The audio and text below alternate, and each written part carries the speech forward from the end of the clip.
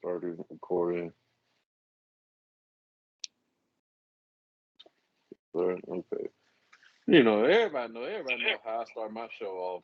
I just start my show off, we just talking about, bullshit. We don't need no special introduction and all that kind of shit.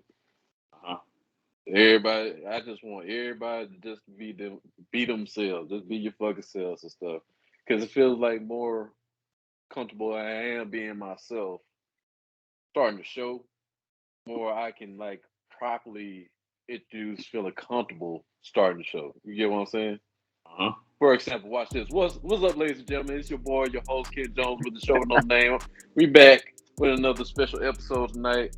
I just want to say thank you for y'all being here. Thank you y'all for watching. Thank you for watching the last episode with me and Sly, and shout out to AJ being part of the episode as well on our fatherhood episode.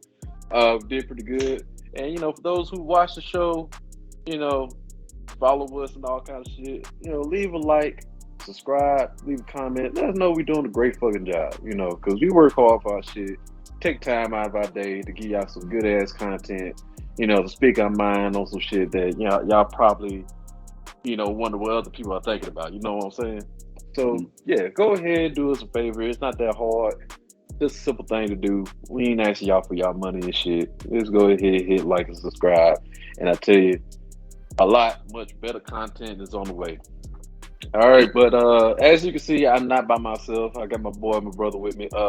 My boy Sly, aka Mr. Free Game in the building. What's You know what up? I'm saying?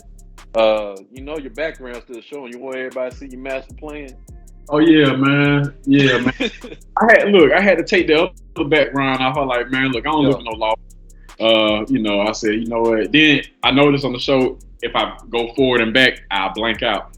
So I said, okay, yeah, let me take it off yeah, this. yeah, But yeah, yeah, yeah. it's my I work. remember one time.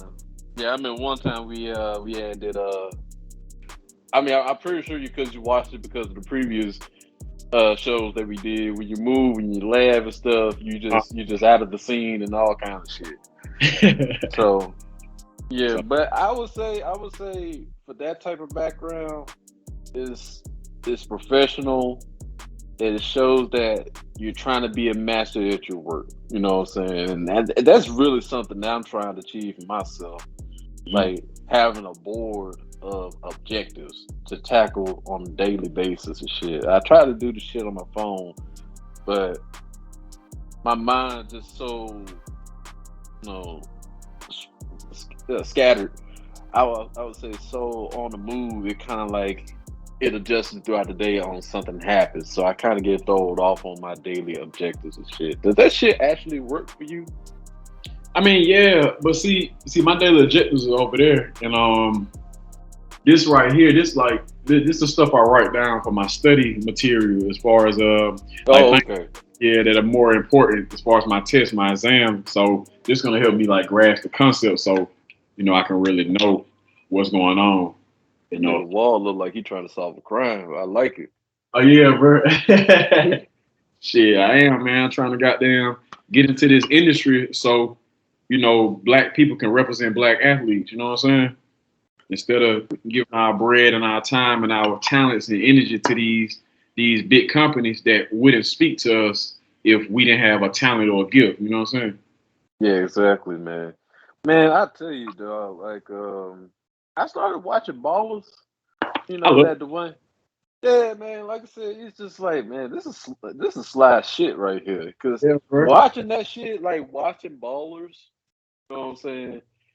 It really not only I thought about your sporting agency company, it just really made it seem like, you know, that shit is kind of hype. If that was like, I mean, it's an opportunity that I can tackle, but you got to go to school for it. Nobody can just jump in and be a fucking sports agent. Maybe it's possible. Anybody could achieve things nowadays just by going on YouTube and shit. But you got to have some type of certification to let people know that you know what the fuck you're talking about. But man, I would say that sports agency shit, and being like a financial manager for like sports athletes, all Hmm. kind of shit.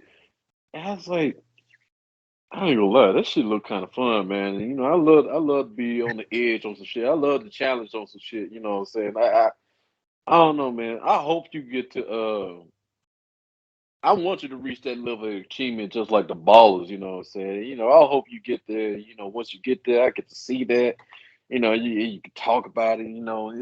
It's dope, man. I hope you get to that point, man. I appreciate that, man. I really do. And shoot, who knows? I'm telling you, man, might be something within the company that you might be interested in, and we can do something, man. Rock together.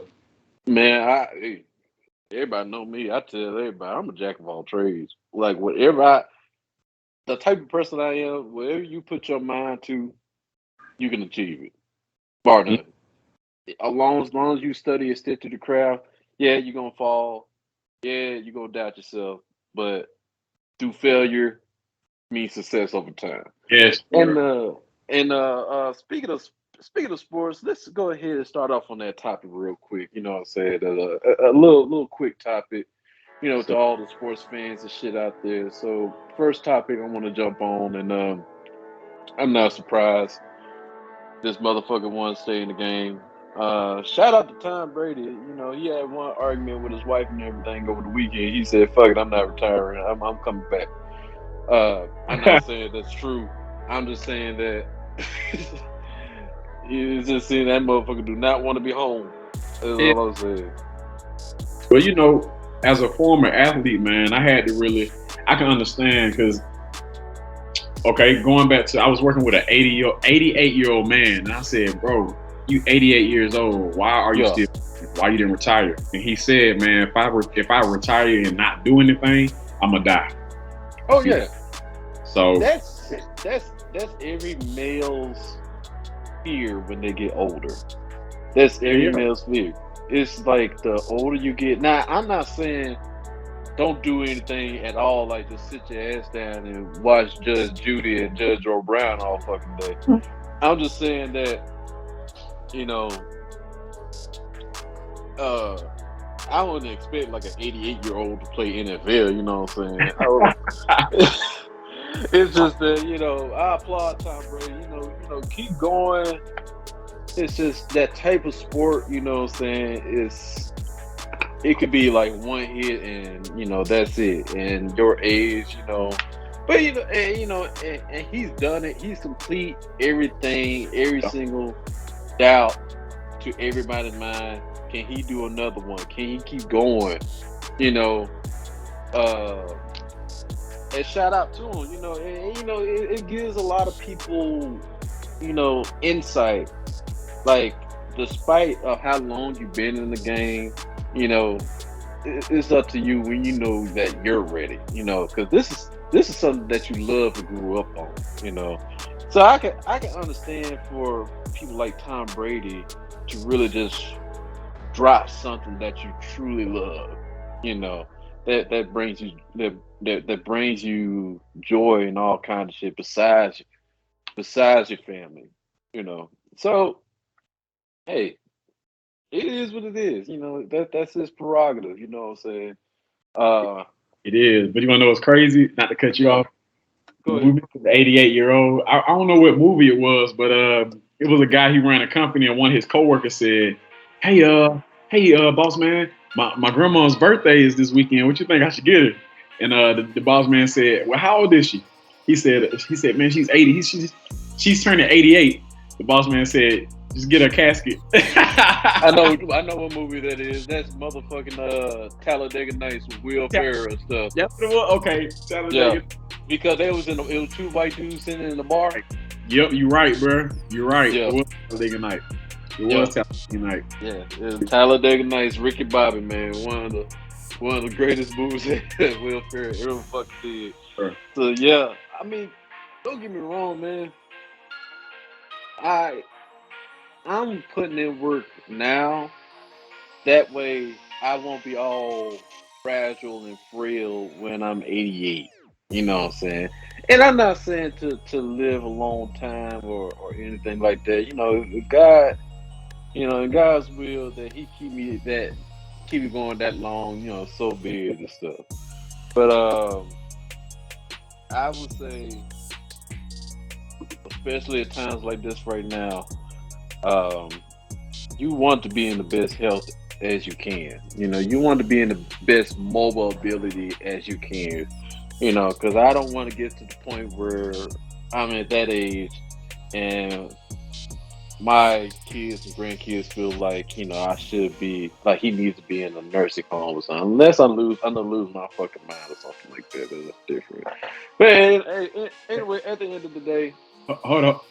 Well, good. before you go, not to cut you off, it made me think about something. Okay, you old, right? Matter of fact, you can be old. Yeah, we're gonna say old because we're not gonna wish nothing bad in our early life.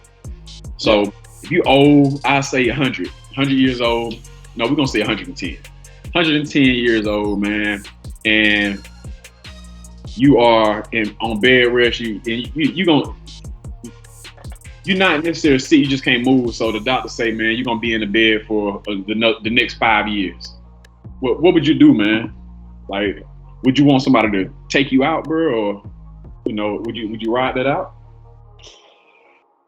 See, it's kind of hard to answer that type of question right now because we're so young, and then there's no telling what type of world that we will be in once we get to like 110. I hope and pray that we be in a better state, the world that we live in, where I feel comfortable like pushing another 5 years. You know what I'm saying? Man. Because I don't mind. You know, like it's just bad completely. Like I can't be in no wheelchair or nothing like that. Because because think about it, we living like it's 2022, nigga. Like if we made it to like 110, like I could be on a hover bed by now, or be like Professor, be like Professor Xavier on some shit. 'Cause, Professor Xavier can't walk and he on a hover wheelchair. You know what I'm saying? So if we make it to like 110, and I would say this: if we make it to 110 and technology ain't upgraded at its time by now, then I would say, yeah, go ahead, take me out. But if I could just be in a bed that I could still like cruise around, like hover wise, all kind of shit, get up and still explore, all kind of shit, then I can still enjoy life a little bit. I can still enjoy life a little bit. Now, especially if my mind's still strong and right. My mind right, you know what I'm saying? Then I push it like a little bit about 5 years and stuff.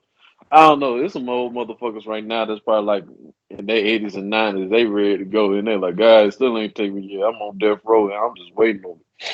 Oh yeah. So, nah, cause like I asked the question because it's crazy. I'm not gonna say certain details because this some real shit I'm about to tell you. Yeah. But I met this dude in a location. Old white guy, man, cool. And the reason we started speaking is because he was mentioning that one of our former Grambling State coaches was who went to LSU is now over at Nebraska, Coach Mickey Joseph. Yes, he's actually a Nebraska fan. Yeah, and so when I heard that, I said, oh yeah, I played for him. So that's when we sparked interest. Yeah. So me and this cool white guy started talking about everything. Started talking about weed. Well, this is CBD, y'all. But he's 65 and he's still working for the government. I'm not gonna say what he do, but he's still working for the government, right? Yeah. So he said, man, whenever I retire, I'm gonna start smoking weed. And I said, okay, well, where you retire from? He told me what he did, and I said, okay, why haven't you retired yet? And he said, man, these locker rooms in the high school hallway? Mm-hmm. But yeah, he said, that's how my mind looks. In each one of those lockers, I have a whole bunch of shit that I haven't unpacked yet. So, and he said, I'm afraid to unpack it because of what I've done in my life. And I was like, okay. So at this point, I'm like, okay, he done killed a few people. So long story short, he done taken motherfucker. He Liam Neeson. Yeah, long story short, he kills people for the government. Older guy, wouldn't look like it. So yeah, I didn't believe the shit. So he said, oh, you don't believe me? This man went in his phone and pulled up old photos of him over in Afghanistan in a cave, him and his boys with Saddam Hussein's cousin stripped butt naked torturing them, bro.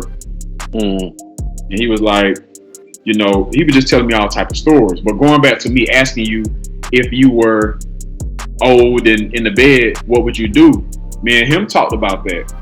He was telling me about a good friend of his that played sports. I'm not gonna say too much because he's one of them guys. If I tell you, I have to kill you. You know what I'm saying?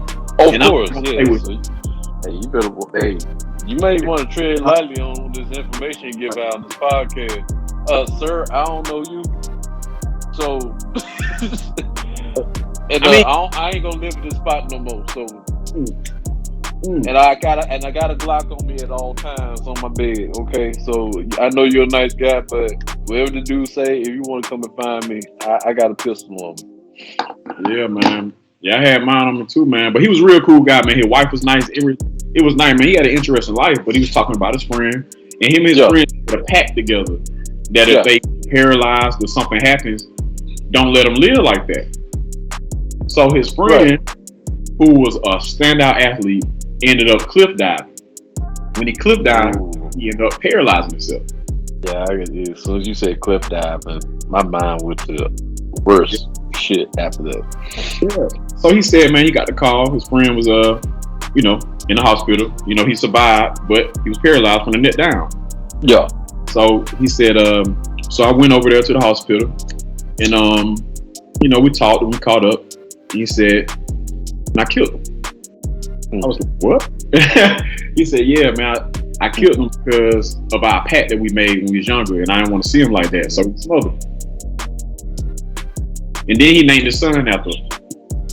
And that was one of their pacts too. They all gonna name their sons after each other. Hey, I gotta commend the dude for that. You know what I'm saying? I just hope that when he said, we made a pact, so this is what we're gonna do. I just hope the dude he remembered that pact before he killed him. Oh yeah.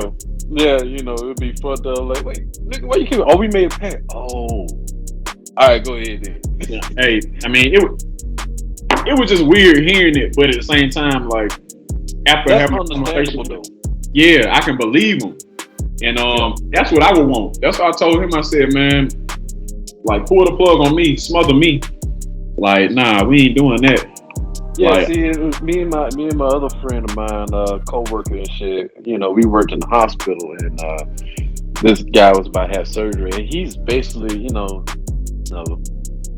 he's a vegetable now. Like he's just brain dead and shit. Now, if I'm at a point where I can't mentally function, you know what I'm saying? Like I'm just brain dead, then just go ahead and take me out of my misery, you know. mm-hmm. But that's why I said, like, if my mind's still right, you know,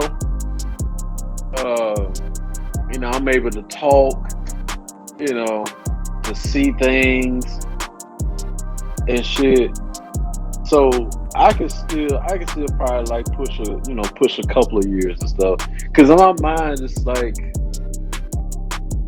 especially when you're so used to losing. I know, not things like physically, but just so used to life, and you get to appreciate the simplest things, and so that's me. Like, I can appreciate life a little bit more, but if life haven't went, if life haven't advanced yet, I'm just gonna say, fuck, go ahead, take me out of my misery. And you know what? Since we're talking about physical ailments on the human body that can take a toll on a man, this is a great segue. Still pertaining to sports, I gotta give a shout out to Coach Prime, Deion Sanders, down there at Jackson State Yeah. University. Man, I've been watching Coach Prime series, Barstool, YouTube. Man, I would say just seeing not not seeing just a man, but seeing Prime Time to go through what he had to go through from his foot because he's been having a problem with his foot. Yeah. I think it's the left foot, and had blood clotting situation because his foot always been throbbing, and his foot been, he had a blood clot situation, and he had fluid build up in his calf muscles. They had to drain that out, and they were like, "Well, we gonna have to amputate we had to amputate something." So they ended up amputating his toes And if they didn't do that, if he had went longer, then they were talking about cutting. Sorry, I saw that. but What off? yeah, I tried that. Reason why I bust out laughing, y'all not laughing at Dion. It's just the fact when they were talking about cutting off his leg, and I thought about Grandmama from Soul Food. Ain't Oh nobody yeah. cutting off, ain't nobody cutting off my leg. I'm sorry. Bit Uh, on. ain't nobody cutting off my leg.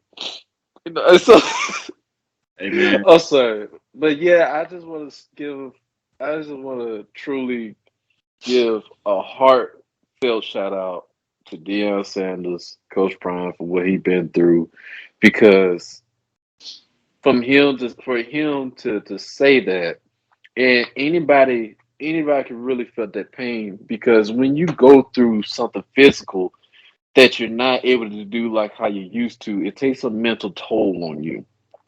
Like he said, he's been in the hospital for 23 days, and then when he got out of the hospital, got to be in a wheelchair, he had people to pick him up, to put him in a car, get him out the car, put him in his office chair, and he's in a situation he just can't do things by himself. He needs help, Yeah. and for him, like if I was in his shoes, like I'm prime time. I ran one of the fastest 40-yard dashes. I'm the best motherfucker to ever did it in the NFL. And now, at my age, I got to be picked up and put in a wheelchair. And he told his boy, like, you know how hard that is for me? You Yeah. know? And I felt that. Yeah. And I felt that just not too long ago, because I told Stephanie about a week and a half ago, I'm in the worst shape of my life. Huh? I think I would say a week or a week and a half ago, I was 260. Ooh, what? 260 is 260 is the most I ever weighed in my life. Wow. And yeah, yeah, I was Hey, telling bro, I'm Stephanie, cooking too, so I forgot. I forgot to let this shit oh, in here. I'm finna turn it yeah, down though. Hold on. I'm oh, go listening ahead, to it. go ahead, do your thing. But I was telling Stephanie, when I'm overweight, my body tends to hurt. My knees, my ankles, my hips, and all that is due to sitting down for hours bus drive. Sitting in that bus seat on an 8 hour shift, it takes a toll on you a lot faster than any other average job. Yeah. Office job, yeah, you sit down, but you get to get up and walk around, especially on your break. You get to stand up at your desk, stretch and all that shit. Yeah, you sit down, but you have a chance that you can beat that. Me, I have to drive an hour down, then an hour back. Sometimes no breaks and all kind of shit.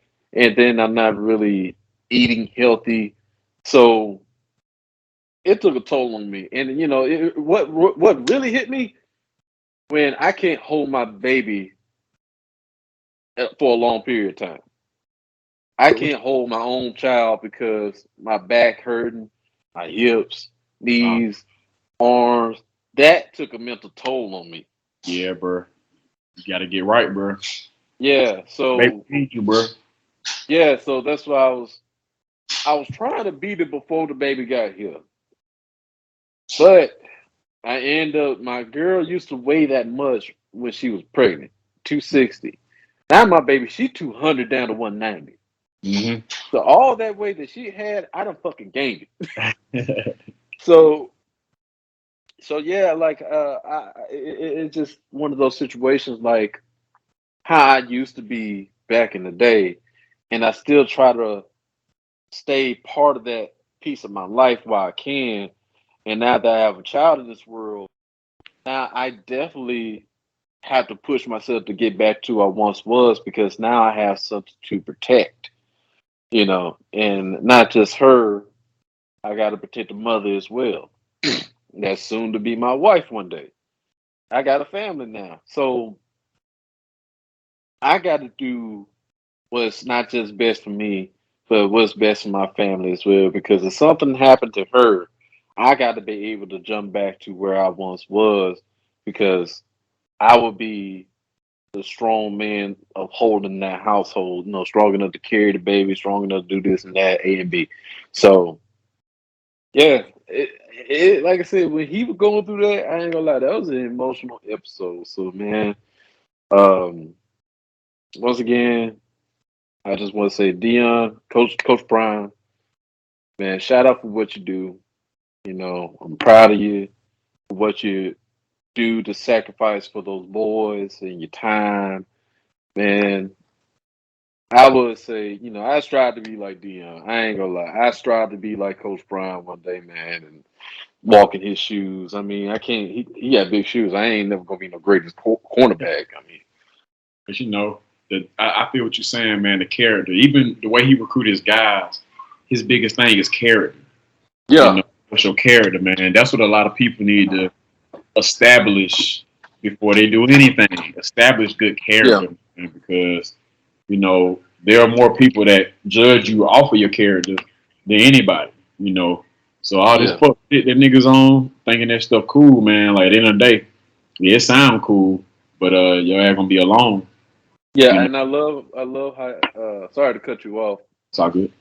but I just love that despite of your stats, your touchdowns, your sacks, interceptions, whatever, despite of all that, your character is what's going to stick out the most. Exactly. And I love how he just prepped those boys onto anything that can jeopardize the character that you are. And he made sure that you speak well at these interviews. Uh, how you dress. Don't say certain words too much. Um, and then he brought Brittany Renner on the scene. I don't know. I'm pretty sure you saw Yeah. that Brittany Renner. She, He brought she played soccer there. Brittany Renner. Yeah, she played soccer at Jackson State. She ended up leaving because she was dating the quarterback. She left early to follow me, and it didn't work out. Yeah, you know how that go. Man, I do want to get on to that type of topic. I do want to discuss about Brittany Renner. I just want to say, man, stop giving this girl so much clout because she know what she's doing. hmm Because I'm not mad about her at Jackson State. Talking with the boys Yeah, with that's Coach good. Prime and stuff. That's different. That was actually like a great intellectual Yeah, conversation amongst men, women, yeah, and different types of women. and that's what made me respect her, like how she carried herself in front of them. Yeah, But I've seen her in other settings where I'm like, at the end of the day, she's a beautiful woman and she's highly intelligent. And the messed up thing about today's society is they pushing women to be very masculine, very combative, very loud. I mean, outspoken is cool as a woman. Don't get it twisted. yeah, yeah, yeah, yeah, yeah. It's the way she says things, man. It's like as a man, a- as a man who is not moved by pussy or sex or women, Hmm. I wouldn't date a Brittany Renner or whatnot because I know that's a headache. I don't care how smart I she is, know. funny she is. It's a headache, bro. Yeah, But yeah, I'd be yeah, friends with her, bro. I would be good friends with her. She's a yeah. good friend to have because she's honest. So she gonna give me the real, and help me be better, from a friend standpoint. But I couldn't date a Brittany Renner. Only thing that I'm gonna try to end this topic quick because I Uh-huh. want to get on the last sports topic of it ain't really big news, but it's something to talk about. No, I wait. just would. I forgot. We got to talk about Hugh Jackson too, and him hiring Art Briles to be the defensive coordinator, and with those sexual assault allegations and all that shit from Baylor. Okay. So let me finish the Brittany Renner situation, then I'm gonna let you go ahead and tackle that because I ain't really heard much about that situation. I ain't gonna lie to you. All right, so only thing that I just don't like about what Brittany Renner is doing or what the people are letting Brittany Renner do is trying to keep explaining herself on the type of person that she is and why she does things. Look, she came out with a book She explained herself on DJ Academics and all these other interviews. Mhm. Uh, she doesn't need to explain herself, and we need to start giving her uh, a platform where she had to keep explaining herself because she a grown ass woman. She know what the fuck she doing, and she talking about she coming out with another second look and everything. And and we had men that try to tell her things and try to tell her what's different or not. So if she wants to be the type of woman that she wants, the way she is, then let her go ahead and go do it. But I just kind of, you know, I'm just kind of tired of these people that's trying to interview Brittany Renner. What's her view of her doing this and doing that? We don't really know, and we don't really give a fuck because she's just the only outspoken woman that's out there besides Amber Rose. You know what Yeah. I'm saying? So let's let that shit go. She done already slept with him, and she ain't gonna be done, and she's still doing her thing, and you know she wants to talk about hide your sons and all that predatorial shit and everything. So, like I said, it's not just us men to really talk about that. Leave that shit up to the women and everything, because they ain't really gonna listen to us. So Yeah. y'all, like I said, if y'all want a woman like Brittany Renner out there, especially mothers out there, that you got young sons out there, and you want them to counter Brittany Renner and everything. So that's up to y'all. um, And so go ahead and talk about that situation with Hugh Jackson at Grambling State and the defensive coordinator. I got you. I got you. And but I think You don't. once again, look, I love Brittany Renner as a woman, especially a black woman. You know, Yeah. I just think she can represent black women better than that. And and especially with her platform, man. Like I said, when I seen the way she carried herself with those young men, man, I really commended her and respected her, and I respected the men, the young men, for not acting crazy. You know how we get, especially football. Yeah. When you've been in camp with nothing but dudes for over a month, man, you get wild, man. I ain't gonna lie. So Yeah. I respect them. That's how you know Coach Prime has something special over there, man. He has a major influence on them, and what I learned throughout football. So now we're gonna transition over to Grambling State University football. Yeah. What I learned through football was is first of all, it's 70% mental. It's only 30% physical. Yeah. And we true gladiators. Coach, okay, look, Coach Fobbs, I know the things happened where he wasn't seen as a great coach at the end of his term at Grambling State University. But no matter what nobody says, from the inside of the program, Coach Fobbs and the whole entire coaching staff from 2014 on to now, well, I ain't gonna say on to now, but when I was there, 2014, 2015, it was a great coaching staff. And what they taught us was, they taught us character. They taught us how to lead as men and be men, and they taught us how to respect women. They taught us how to respect, they really taught us how to be men. So when Hugh Jackson came, I was excited because not only did he coach in the league, but this time right here, this is a major time for HBCU athletes, especially when it comes to football. So when I seen that we got a guy that's had time in the NFL, just like Deion Sanders, and he can coach our guys and teach our guys how to be professionals on the next level. I was very excited, man. I was about gee, man.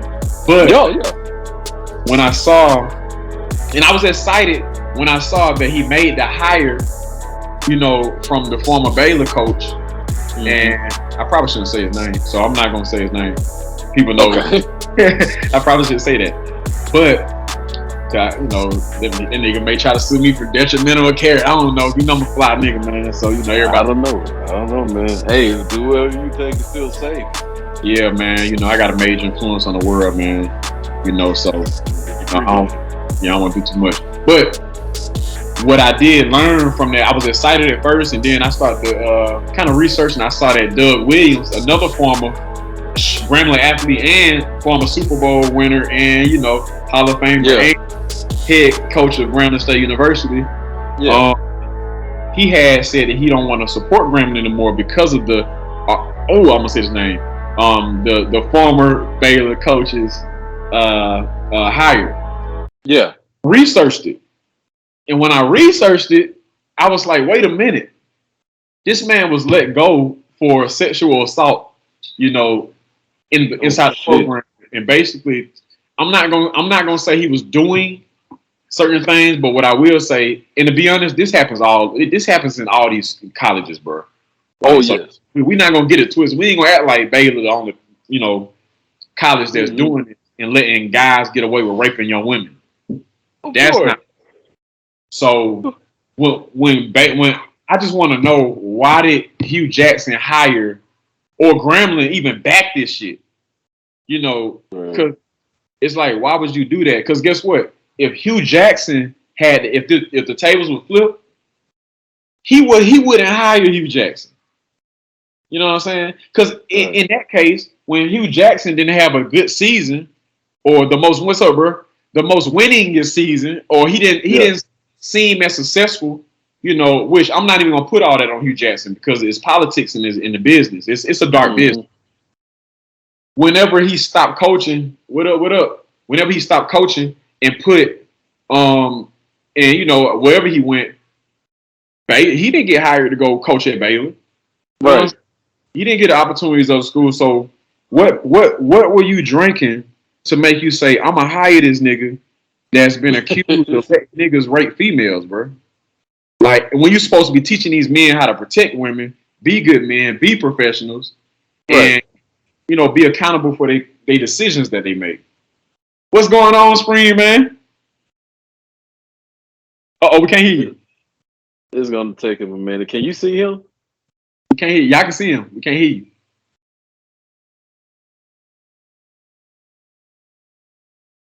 Still It's can't. it, You hear us? You hear us? Yeah. Oh, well, shit. I don't know. it's gonna give him a minute, just like everybody else Okay. and stuff. Like I said, it's just like Spring. Just keep going until you know. But you said you can see him, right? Yeah, I can see him. You can see him? No, I guess because like I'm on my phone or something like that. It's weird. Like I can't. Okay, okay. I don't Yeah. know why. I don't know why it does that. But if you can see him off your laptop view, Yeah. I ain't worried about. We good because, like I said, once it's all said and done, after this, Okay. huh? Call my phone.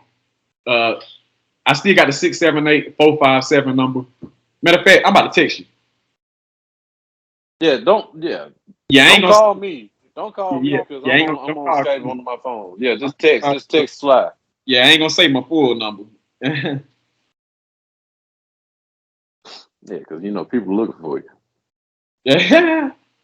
But I want to go ahead and talk about what you're saying. I mean, that's that's interesting.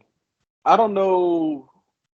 Do you think they should just probably hired them because of the name and the status behind? Because you know people will overlook people's backgrounds due to their status. You know, and now this guy, we're not gonna say his name.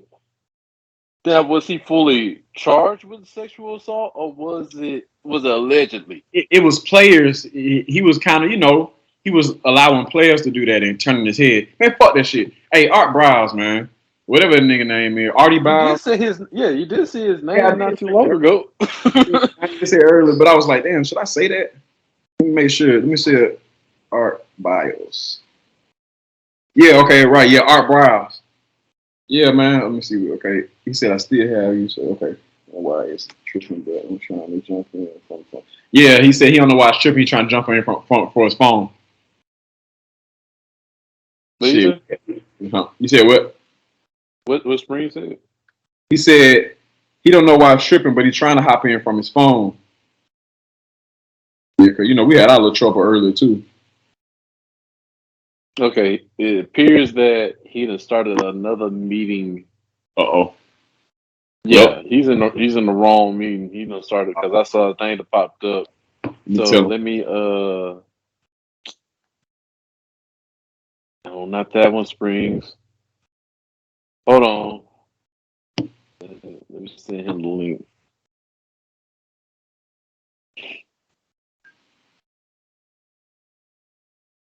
Okay, when he's here, he's gonna pop up and stuff. Um, but yeah, like that would be my question and stuff because I guess because I could just assume that was this person like recommended through Hugh Jackman? I don't know if he was recommended. Jackson. I don't know if he was recommended through Hugh Jackson. All I know is that Hugh Jackson, they hired him. Oh, it's two of you now. Yeah, we still can't hear you. Did you touch like the microphone? I don't know. Man, what's going on? See what happened? What happened is that he he just tried to call me off Skype. And now he's trying to he'll figure it out. He just need to hop on that link that I just sent him. I know. Yeah. Let me see what I'm saying. Yeah, because it's got to be something that we have to do. Oh, What? yeah, that's what you were saying. You was asking me. Yeah, it's gotta be. Yeah, it's gotta be something that we have to do to. Because what year? Do you know what year was the sexual assault that happened? I mean, I guess. I mean, like I said, man. What the fuck is he doing? What is this? I did this. No, I don't know what happened. I don't know how this happened, but this shit player. No, Hey, it's not. I was about to say, hold on, is this the CBD doing this? Oh, Springs, what you doing? I don't know what Spring doing. This shit wild. Go back to the grid. I don't look. I ain't do nothing. But Okay. man, this been going on in different colleges, so I'm gonna say it's been going on before he got there and while he was there. You know what I'm saying? Yeah. So going back to Hugh Jackson, I don't know who supported that shit, to be honest. But going back to him being, a head coach, a white coach, and nobody else giving him a chance. Nobody else. What makes Hugh Jackson want to give him a chance? But I'm about to go even further to how, as black people, we're going to just say black coaches. We're going to just talk about coaches. We ain't going to generalize it. Yeah. As black coaches, you got a small opportunity. So if you mess it up with something, not even sexual assault. If you mess it up with something as far as losing a few games, Yeah. bro, and ain't nobody gonna hire you, and they gonna talk down to you and really see what the media do. They not gonna crucify you and just be done with it. They gonna crucify you. They gonna crucify everybody around you. They gonna force people to stay away from you and isolate you. So I don't know, bro. It's weird what they do. But yeah, I mean, anybody that's gonna judge your heart, I mean, it's gonna be like the fans, the students, black students. You really gonna get judged harsh by them. But look though, let me tell you some real shit though. Like, okay, Urban Myers. Urban Myers was at Ohio State, bro, before he went to Jacksonville. At Ohio State, Urban Myers was on the same shit. Like, he was doing all type of fuck shit, Right. And he got fired.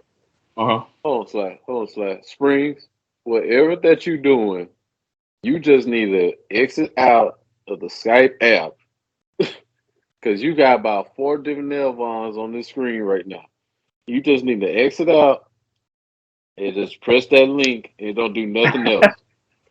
Because what he's doing, he keep exiting out and hopping back in, and he's creating multiple different nail bonds and stuff. You just need to exit out. Exit out the whole app. Click that link I sent you on your phone and hop back in. Because you hopping in and out. That's what's happening. Look, I'm over here in the zone. I'm over here passionate. I ain't even noticing. Nah, that's fine. That's totally fine. Yeah, bro. But no, like, I wonder if he can even hear you. I can hear y'all.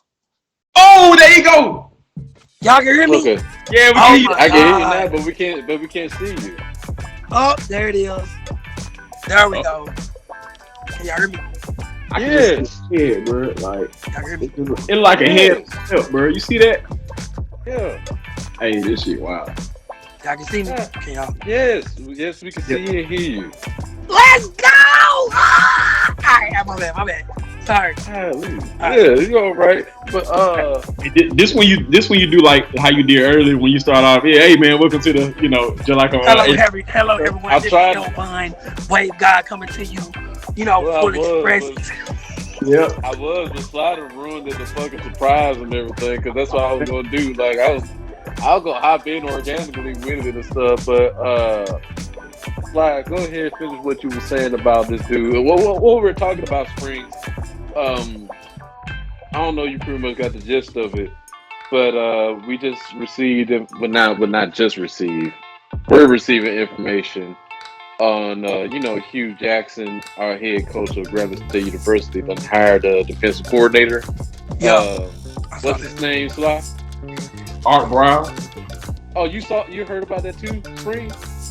Yeah, I came across it, but like I kind of I glossed over it because Mm-hmm. it was like some came up dealing with him like doing something under the table, like some under the table stuff. Yeah, Yep. apparently it's a sexual assault. Yeah, got like a sexual assault history, and Sly's breaking down the information as we speak. Uh, So what I was saying was, how white people in the sports industry get more opportunities and they get more second chances than yeah, us. So I was trying to figure out why Hugh Jackson in Grambling State University gave a man that allegedly knew that players was raping young women when we supposed to be protecting our women, and not doing anything about it. I mean, we know why, because they want to win, mm-hmm. But going back to character, man, that's setting these guys up the field. How you feel now? She said what? I'm gonna have breakfast, lunch, and Oh, dinner. don't even worry about that, Oh, okay. Sly. I thought That's his mom. I That was happens. in the art crowd, like, okay, come on in. Yeah, don't even worry about that, Sly. That's gonna happen. But yeah, so going back to Dion and building character in these young men, that's what we should be doing. So we shouldn't bring somebody in that obviously don't have character, like good character themselves. You're right. You know what I mean? Yeah, But he's a white man who came from Baylor and they had a winning season, bro. They had a good season. They had yeah, good. But I also spoke about Urban Myers and him being a white coach and him actually getting in trouble in on the college level at Ohio State for the same type shit. But yeah. this nigga get hired to be Jacksonville's head coach. And guess what? Them doing that shows how stupid niggas is when it comes to hiring certain people for the professional league. Obviously, he wasn't equipped for the job, but you got all these black coaches that are prepared and ready to be a head coach. Mm-hmm. They getting overlooked. You wouldn't hire him, bro. But you hire a nigga that is allegedly in cahoots with with people that are raping females. So and that's crazy because it's like you're condoning the problem to keep going. Yeah. But that's that rooted rule system that they try to spill over into collegiate on a collegiate level. Mm-hmm. Like you got what was that coach that got fired? That defensive coach got fired from Miami Dolphins, and they just came off of a 10-4 season. Yeah, Brian Flores. Yeah, got fired like after the last view. But that's that rooted rule. I ain't knew the I ain't gonna lie. I thought the Rooney Rule only applied for NFL. I ain't knew it applied for collegiate football teams. I didn't know that. No. He didn't apply for collegiate. I'm just saying Oh, the rule is starting yeah, to dig its way down in the collegiate level I get what because you're you have saying, coaches but now. that's always been that way, even way before the rule No, rule though. well, yeah, it's always been that way in the NFL, but Yeah, now in the you have NFL, but in college, like man, like to be a black head coach, like for big division leagues, like in NCAA, like shit. I I mean that's like a wing and a prayer for like a black coach to be like a head coach for like Alabama for some shit. You know what I'm right, saying? but you know Like how slim that is. What happened? That might not that's what I'm saying. never happen. Never Hey, happened. Yeah. check this out. No, no. Deion Sanders, who's the head coach of Jackson State, Florida State, which he made the like just be what it is. Uh huh. They didn't offer him a position to be head coach. But then they felt some type of way when he took the number one recruit, Travis Hunter. Travis Yeah. Hunter, and brought him over to Jackson State. And niggas was mad. It's like, hold on.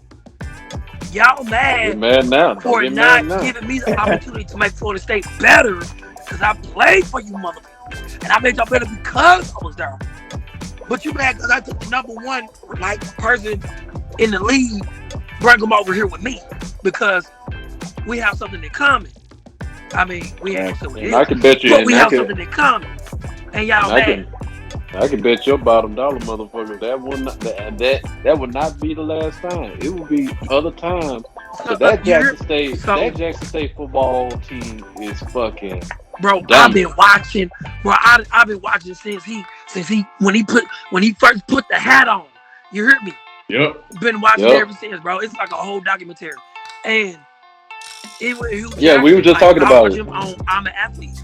I was just soaking in just the wisdom, because even though they talking about football, but it's outside of that too. You Yeah. know what I'm saying? And he was just it was just a lot of gems that he was dropping, and it's like, yo. Hey, But but the decision he made to now this is the thing. This what I ask. Are you gonna throw stones at a man that has already had stones thrown at him, and he's already been through the wire, or avoid him and find a coach who might be just as good or know what they're doing? that's a Exactly. deep ass question. That's a deep ass Yep. question. Anyway, we're gonna leave it with that on that topic right there. Welcome back, ladies and gentlemen, with the show with no name. I am your boy, your host, Ken Jones, back with another great motherfucking episode. So we are back. Um, talk about sports and sexual allegations and all type of shit and stuff. Um, so we not only we have Sly, aka Free Game, in the building, but now my twin has made it in the building, the co-host. He finally got his shit straight. He's finally on the screen. So it's official. We got the full show today, ladies and gentlemen. So let me get to remind you, if you like what we talk about, you fuck with it, leave a like, subscribe to our channel, leave a comment. Let us know we're doing a great fucking job. You know what I'm saying? Like I said, we got some great black strong men that's highly intellect on their opinions about what's going on in the world, and they offer the time and opportunity to give their opinions about it and figure that let the world know like what we think about it, and let you know that you're not alone out there thinking about these type of things. So let us know how we doing on our hard work and everything. And if you don't give a fuck, that's okay, cool. You gave us a view anyway. Um, so on the topic to end with on sports. So I'm gonna start with this. So Colin Kaepernick had posted a yeah, you got to talk about it. Kind of don't, but I'm gonna talk about it. So Colin So, Kaepernick done dropped a video of him still throwing the football, still doing his drills and all that shit. Just letting everybody know that he's ready to come back. I'm still ready. I still got it. You know what I'm saying? Like so, whenever that call is ready, I'm ready. So apparently, how long since it's been since Kaepernick been out the league? What, like since 2016? like, 4 years. Oh, I feel like it's been so long. It's dude, just bro. like I just want to say this. I just want to say this. I'm gonna leave it at this. This is my opinion. And when Kaepernick did taking the knee and all that shit, and looking at the real reason, the purpose behind it, you know what I'm saying? I became not just a fan. Like I love watching him play for the 49ers back in the day. But I really gained more respect for him because he was just trying to stand up for something. He was just trying to send a message, you know. And then for what people that didn't get for him taking the knee, he went to like a Navy veteran to explain like, you know, the purpose of taking the knee. It's not disrespecting the flag, and it really expressed the stupidity of our country. I'm not gonna lie. Yeah. Um, Real. it really showed the ignorance of what was the You real know, purpose. they ain't raging when a 12-year-old or 15-year-old or shit 21, 38 or 40-year-old black man get killed for no reason. They ain't Right. raging about that. Hey, but them Right. motherfucker was outside. Hey, them motherfucker was outside whenever Big went to Pittsburgh with signs because he killed some dogs, bro. But they ain't raging about niggas getting killed in the street. You know what I'm Left saying? and right. No, My bad, I That get part. no, passed because out. at the end of the day, it's not their problem when it comes to sports. When it's football time, it's not their problem. Ain't nobody worried about it. It's just another one of those situations. Just shut up and dribble. You know, just play the game. You know, it's just really That part. showed. Like I said, it just really showed the ignorance of how our country not just treat people but athletes as well. Like athletes are not human. Like athletes doesn't have certain things to say. Like athletes shouldn't be political. You know, like, at the end of the day, you know, if you look up to a certain person with a certain character, you know, you gonna wonder what their insights are. So anyway, let me just go back to this. Thanks. Um, let me just go back and let me not get I got too. passionate. Yeah, I know it's all right. I mean, like I said, even though it's old, but still, people still hold on to that for what he did.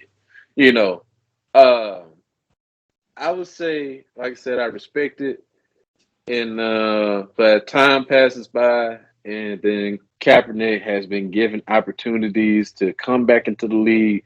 Now, I was told different that he was set up. You know, that said he was set up when he tried to come back to the league. Remember that he had a meeting with all those teams, Yeah, and he Yeah. was about to do The that general drill. managers. yeah. Yeah, They with were the signing managers and shit. waivers. Yeah, and then he left at the last minute to go to a different football stadium. Now I was just told recently that it was a setup.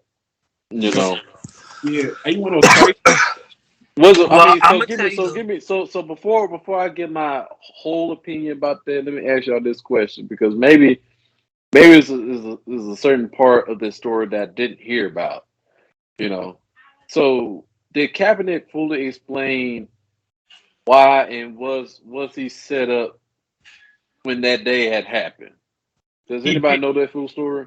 Yes, you know, me being a aspiring agent, I looked into their story, and what the NFL have is they have these things called waivers, Yeah. and what we learned is as an athlete, if you get injured, if something happens, the NFL or the NFL club will say, "Hey, man, sign these waivers, man. We're gonna do this for you, but sign these waivers." And they Okay. tell our athletes, do not sign a motherfucking thing. Yeah. Because in those waivers, if he would have signed that waiver would have made it so that no matter what he did, he could have went out there, ran a 4-1 through 800-yard passes, bro.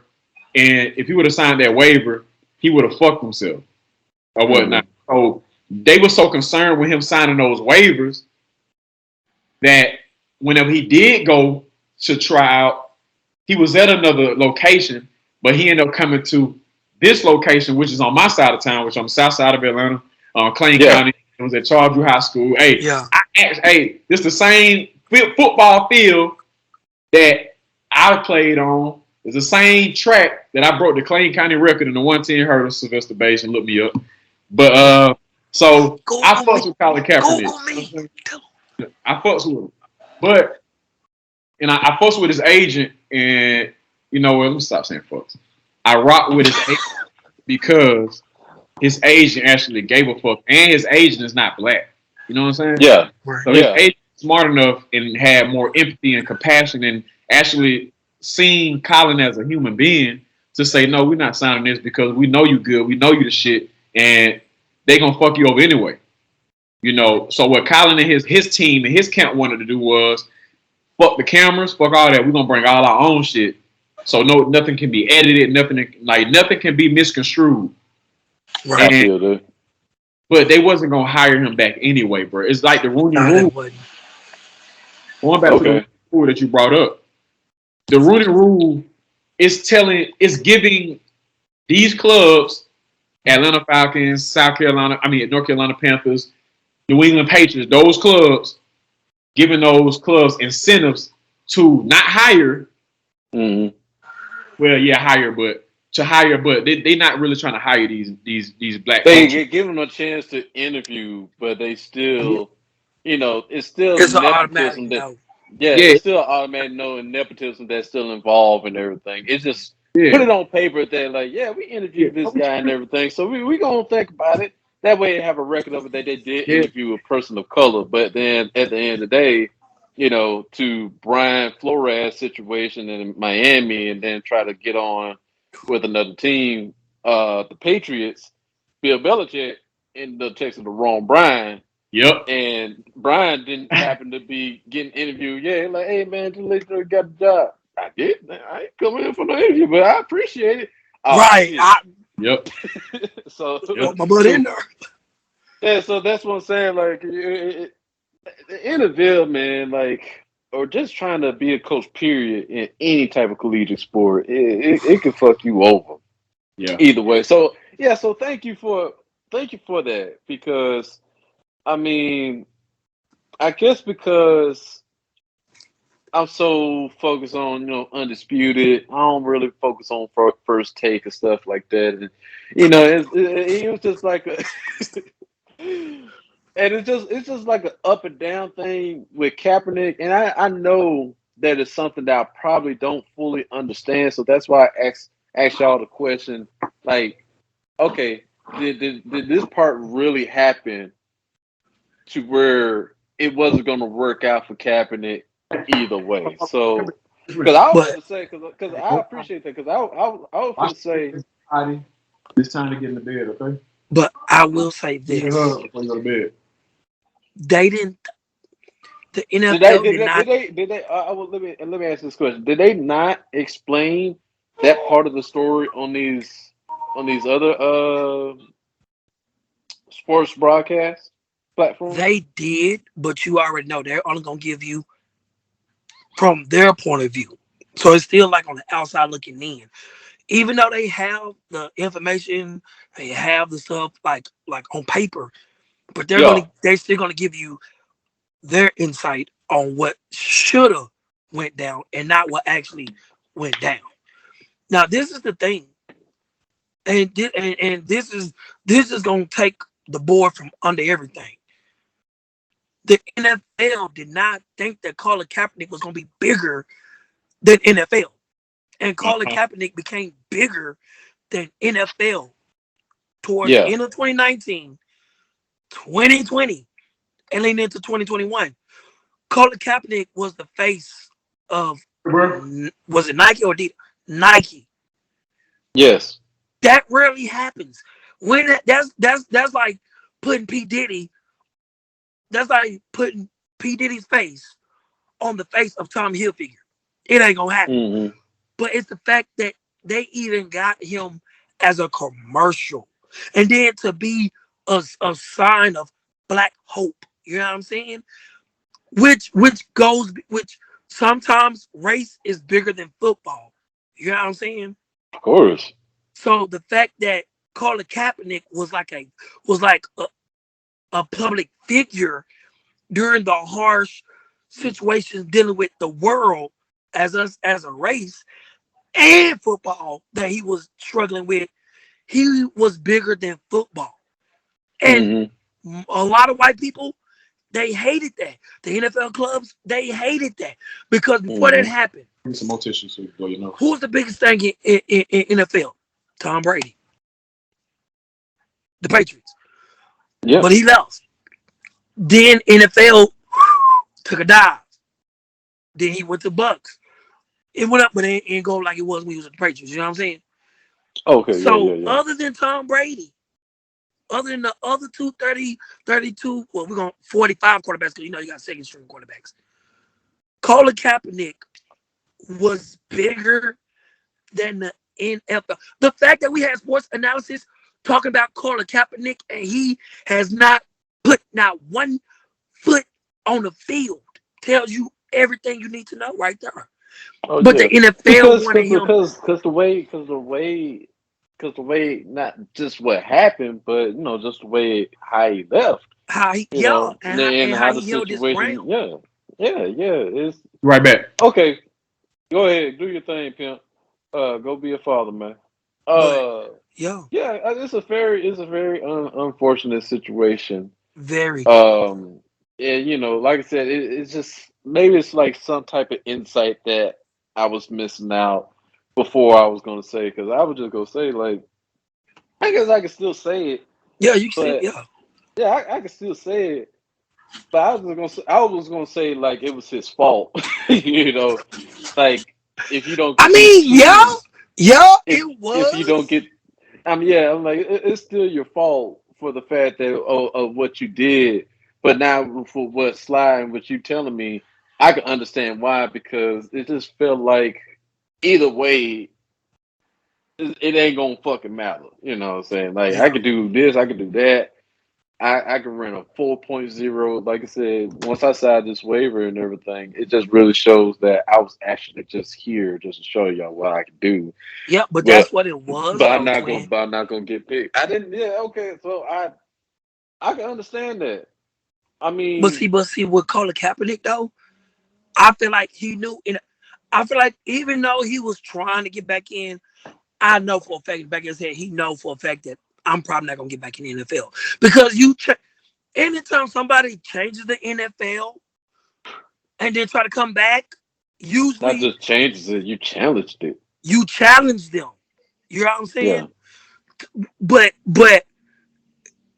it's a good thing that he did because now the NFL is like, oh, we actually have to pay attention to our black athletes now. At one It's point in not. Yeah, time, it's like they they gotta be didn't definitely. Yeah, they definitely gotta be held accountable. You know what I'm accountable now. saying? And I Yeah, mean, say ever since then, say the NFL pretty much been walking a real tight rope ever since then. I So, don't feel like I don't know, man. It just feel like I would just honestly feel like even though after that situation with Colin Kaepernick, and now we got Brian Flores with his situation and stuff. but Because that's slightly different. I don't, I, even though it's different, it's still black problems. You know what I'm saying? true. It's still black problems within the NFL that's still getting overlooked there. You know what I'm saying? So it's kind of it's kind of tough. Like when you in the NFL, you're not really gonna have these problems in the NBA. But once you in the NFL, which is $1 billion company and stuff, Yeah. I don't think they really gonna be worried about it as we should. I mean, they always gonna be put on the spotlight because of these situations until till somebody does something or Roger Goodell like speaks his mind out about it. But I don't know, man. I mean, NFL is very complicated. And not too long ago, I think it was last week. I think it was like a rookie that just got drafted or something like that. I forgot what team he was on, but he was gambling, and then he's out for like what, like 2 or 3 seasons. The Falcons, the freaking he Yeah, betted he for five gambled. for 1,500 and lost like 1.3 million. Yeah, his stupid ass. Yeah, Yeah, I ain't you heard know about that, about that. Sly? I ain't even yeah, hear that. Yeah, yeah. He man. on the It's Falcons. I Yeah, heard he about did this. Yeah, some. yeah. Yeah, then he got to be on my city. Yeah, Yeah, yeah, and he a young dude, and I think he's a rookie or some shit. yeah. He's a And rookie. He yeah, a he a rookie. rookie. He gambled and he's suspended for like 2 3 seasons and Yeah, shit. he yeah. Cause that first check, that guarantee check, he And I just it's just the rules. the rules of NFL is very. I don't know. It's just really weird. It's very weird. Like you could gamble and you out for like 3 seasons, but if you hit a But see, but bitch, wait, wait, wait, you wait, wait. out. If you But hold on, let me between finish. it's more so about Oh, they did Calvin espionage. Ridley. I know. I'm just saying. Let me explain. Like you can Ah, gamble. bro. Okay, my bad. Okay, my bad. Okay, wait. Say what you're saying. Sorry. What? Man, it's He probably ready. He ready. He looked it up. He's like, man, this nigga. nah, bro. Let me tell you. Let me tell you how to. Okay, I'm gonna let you talk first, and Okay, then I was just saying. I was just saying like the Sound rules like, and oh, you regulations. mean him? Hold on, no, you probably talking about something else. But I was just saying like the rules and regulations of the NFL and everything is just really just fucking weird because you could gamble and suspend it for like 2 or 3 seasons, but if you hit a bitch, you just suspended for 1 or 2 games. it's messed up. It's fucked up. Like a dude can like, and it's not just one. It's more than one athlete that can actually just have assault in the background Yeah, of and what they did, and that pretty much goes back. And that pretty much goes back to what you were saying about homeboy that just got hired for defensive coordinator. You can have this background or just do some shit now, and you still be back on the field probably like next week or two. yeah, bro. I mean, well, I learned this from a white woman actually. She said if you want to get away with a murder, rape a black woman and kill a black man. You get away with it. So when she said that, it was messed up. But one thing I do gotta say, I know you said, for him the bitch, like that's one thing we gotta do. We can't call them bitches, man, because we already kind of like showing them like it's not really important. You know what I'm saying? Like Bobby. that shit is serious. Like these niggas are bench pressing 300 some pounds, like punching women in the face, bro. Like Yeah, that shit fucked up. Like, yeah. goddamn. But this a thing, like with the Well, NFL. then again, this boils down. This always gonna boil down to when shit like that happens. What's it called? CTE. Oh yeah, Uh, yeah. It always. Wait, wait, wait, wait, wait, wait, wait, wait, wait, No, wait. I'm not saying. I'm not saying that as an excuse for every single one of them. I'm just. That's what I say. Well, that's where they're gonna go to. You Yep, know they're gonna put that out that. the pocket any day. Yeah, that's where they're gonna go to. I'm not giving nobody as excuse Oh, because, he like had I a said, concussion. Oh, see, oh, he's yeah, mm-hmm. like I yeah. said, I done been in plenty of fights and had concussions and stuff, and I got kicked, punched, and all kind of shit. Um, Even though I have trauma, but I never came to a situation where I had to hit a bitch. You know what I'm saying? Yeah. Or hit somebody's. Oh, my bad. Stop calling Like, me. I bro, had to. we I had to.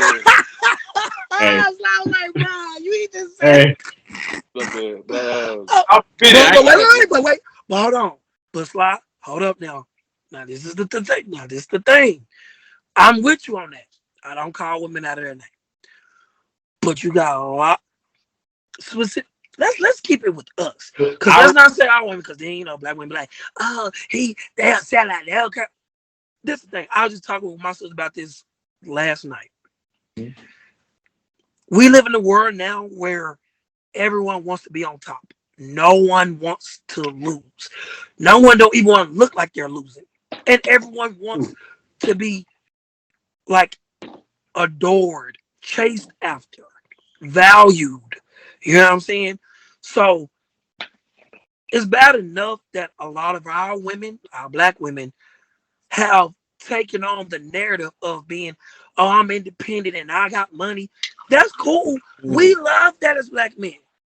But when you're trying to prove a point, when you're trying to validate your your own life based off of a dude by like rejecting him or clowning him or declining him, all you're doing is canceling out all the possibilities that you can have with anybody for a shot of happiness. yeah, bro. So Oh, bro. so Yeah, so you have a What lot happened? of it's some our real shit. sisters who are getting high off life of rejecting black men, but then turn around and say black men are not covering us, they're not protecting us. Well, the black man that's trying to do that, you're relinquishing them of their post. You're Mhm. relinquishing their position to do that. But then you get mad when we find that somewhere else. Yep. And then, bro, what's crazy is not only do they try to like do that, but going back to the club, I started going to the club. I'm paying money to watch women dance because women didn't even want to dance with you no more. You know what I'm saying? They want to get dressed up and look nice just to like turn you down. And then the way they do it, they try to embarrass you. You know what I'm saying? Which is fine with me. It's cool. Goddamn, because I know I'm a sex sad nigga. You know what I'm saying? So, There you go. There I'm you gonna go. keep it moving. you know I'm what gonna I'm keep There you saying? it go. pushing, Just keep it pushing moving. the pace all Baby. day. You hear me? I'm saying you blocked your blessing. So, but that's why I'm glad you brought this up because I was just telling my wife. We was talking about this, and a lot of these women, bro, that's out here. I'm an independent boss. Going back to the B word, like boss bitch. Hey, Springs, you right, bro, because a lot of women, that's what they classify themselves as. So technically, it's not our fault for calling them bitches, but guess what? If we call them bitches, they'll be like, oh, but it's like, Shawty, you say that all the time. Like, you know what I'm saying? Hey, real quick, hey, this girl slapped me for calling her a bitch one time. Like, let me tell you why though. Now these girls are from Dallas, bro. We at Grammy. Yeah. Oh, So, yep. That's all you yeah, had to yeah, say. Got it. bro. When you said Dallas, Hey, I already knew. hey, Yep, see? yep. Hey, I go in the cab and I see these two girls that I knew, and I was like, hey, how y'all doing, man? What's up?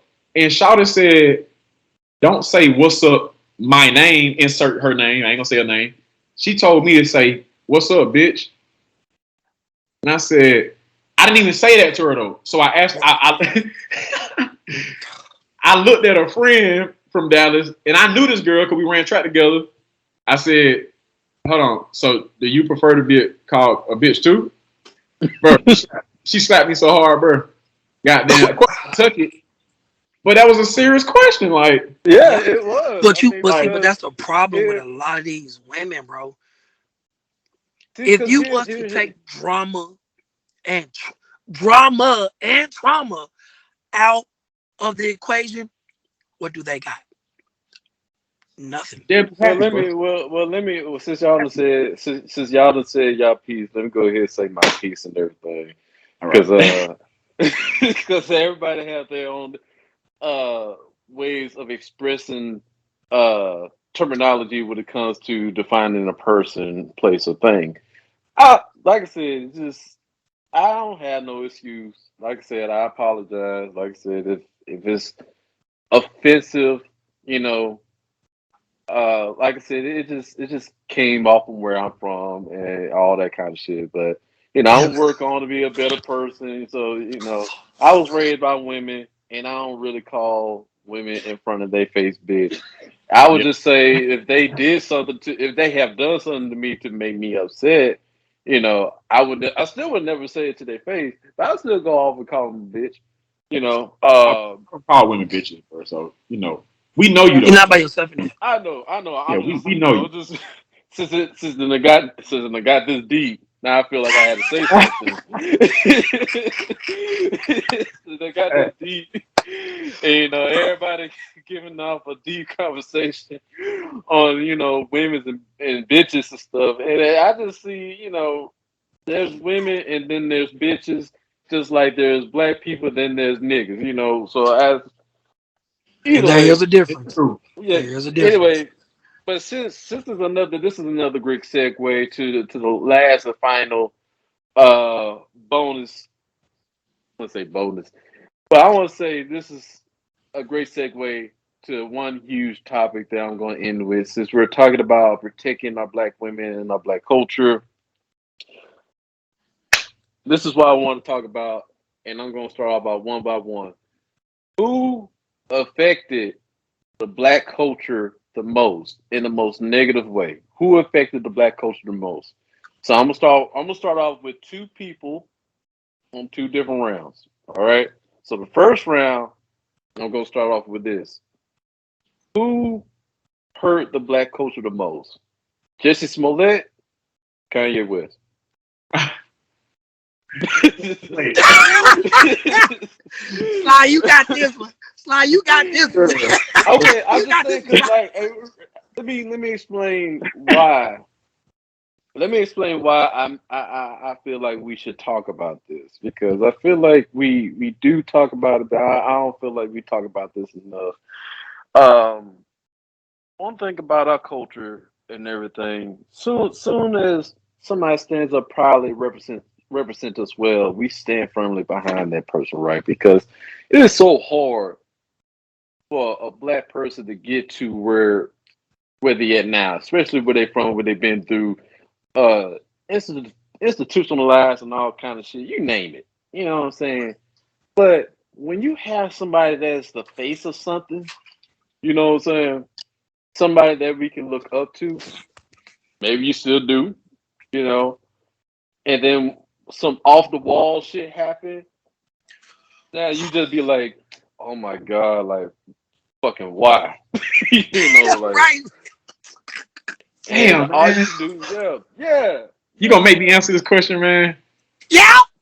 Yeah. Man. because First of all, like I said, why Kanye and Jesse Smollett, bro? Like, why?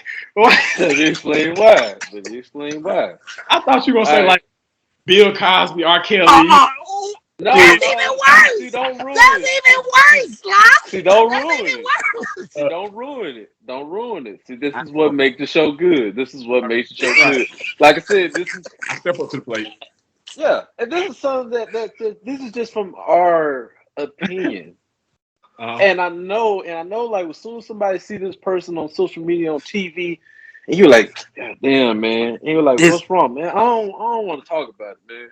You know, damn. because we try so hard for what that person has done, you know, and the shit they do now. We try to do the best we can to sweep it under the rug, but I'm telling you, the more you sweep that shit under the rug, bro, the room gonna get dusty. Like that shit is gonna go under the rug. And it's like, hey, bro, you can't hide this. you can't We need to hide no clean more. this shit out. This We big need to ass clean hump under this. this carpet. Yeah, bro. Like the fuck this is. Nigga, Hey, bro, you know you got some skeletons in your closet, huh?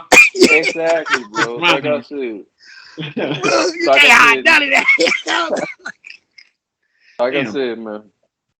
And I just feel like people try to hold it in. But I think once we talk about it more, I just really feel like we'll start to feel more about it. Because honestly, like in my opinion, I need to talk about it. People may not like it, you know, but if I'm feeling this, like I said, if I'm feeling this way, there's a bunch of other motherfuckers out here feeling this way. So let's just go ahead and get to it. All right. And it's especially with these two people, it's an ongoing situation. So just because Justice Smollett situation, he just had court. He's doing like how long is he doing? I think he's doing 30. 130 days Yeah. in court. Um, I mean, jail. expressing yeah in jail. He's doing That's like a 130 vacation days. for that nigga though. Like when you a gay nigga, it's like no offense to Don't the hey yeah, no offense to the gays, No! but You, they got like, the cameras. hey, that nigga, hey, he probably was like, damn, 30 days, man, I 30 was hoping for a days. couple years, bro. Sly, you know they Sly, they I'm they just gonna saying, come bro. for us. hey talk about. I would say talk about bitches is one thing. But one thing I will say, one thing That I gay will slightly trend on. they don't play. They gonna come for us. They gonna be like, they who? Either way, this is Council. your Right? opinion. See, they gonna push Either that way, button. either way, this is your opinion, and this is coming directly straight out of your mouth. And me and Springs will be like, "This is Keenan Jones," and Springs will announce yourself and your name. We did not say this. We did not. Hey, look, I'm gonna stand on it, bro. Like Look, Okay. first, man, Okay. Well. Okay. So if people don't know what's been going on, like I said, Justice Smollett just had court last week, and he's been given 130 days in jail for a false crime that he against promoted. himself. Yes, against himself. Uh, basically beat his own ass. Um, that then he represented not only for the black community, but also represented for the LGBTQ whatever community for what he's been through, and also to top it off, these was Trump supporters wearing manga hats. Yeah. So that's the icing on the cake as well. And you had a lot of people, not only the LGBT whatever community stand up behind them, but you had the black community behind them as well. And now, what was it, like 2 years ago, news came out. He hired like two black Nigerians to fake whoop his ass. After getting the subway at like 2 o'clock in the morning, and this shit didn't make sense at all. So, so I would just say this: besides all this shit that he's saying and everything, explaining himself, I'm gonna let y'all explain, and I'm gonna get my 2 piece after y'all get through. Sly, you So- go first? So yeah, Yes, so sir. which one? So I'm gonna leave it up to you. Which one? Who affected you the most? And whoever you want to start off with first. Who affected the black culture the most in your opinions, lives? Justice Smollett or Kanye West? In a negative way, right? Oh yeah, most definitely. Bro, Because anything you gonna hurt, you gonna hurt the black culture, man, for the shit that you did. this is tough, bro. But I hate that I gotta say this answer, bro. But I'm gonna say this answer anyway, bro. Kanye West. I love Kanye, bro. I'm with you.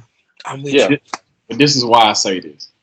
Well, I'm gonna start with Jesse. Jesse, bro. First of all, yes, Jesse is a part of the LGBT community, and I don't feel like being gay is what is negatively impacting the black community. Right. Right. Lying is not negatively impacting the black community. The nigga talented, bro. I ain't gonna lie. Oh But yeah. I had to crack that joke, bro. It was a setup, bro. Hey, make me think about Mike Hills when he said when Michael Jackson didn't get to go to jail, them niggas in prison was like, oh man, I've been going to Fort Michael since I was a kid. Oh, what do you do? Bubbles, bubbles, bubbles, come here, bubbles. I ain't heard that. For real though. But no, like on some stuff. So I can't Jesse Smollett because he's a talented dude. He made a mistake. I don't know why he did that, bro. He didn't have to do that. Either. He didn't have to do that, bro. The nigga talented, bro. Oh yeah, most definitely. But I chose Kanye because first of all, Kanye influenced a lot of people to believe in themselves and be yourself no matter what, bro. No matter what. But the only reason I chose him is because outside of music, he negatively impacted the black community because he married a Kardashian, bro. And I have nothing against the Kardashians, but it's like this stuff he going through right now is like, how did you not know she was this type of woman? You know what I'm saying? Like you had to know. And not only did I don't know what he's doing, but in the media, she already got a new nigga. You know what I'm saying? That been around him. You know what I'm saying? Pete Davidson. So she always been with a new dude, but he negatively affected the black community in my eyes because he could have chose any woman in our community, but he chose a woman outside of our community. Now, my woman may look like she mixed. My woman may look like she is not black, but my woman black as fuck. You know what I'm saying? She just, and I didn't choose my woman based off of how light she is. I chose my woman because of the certain characteristics and qualities that she had compared to these other women that was on our campus.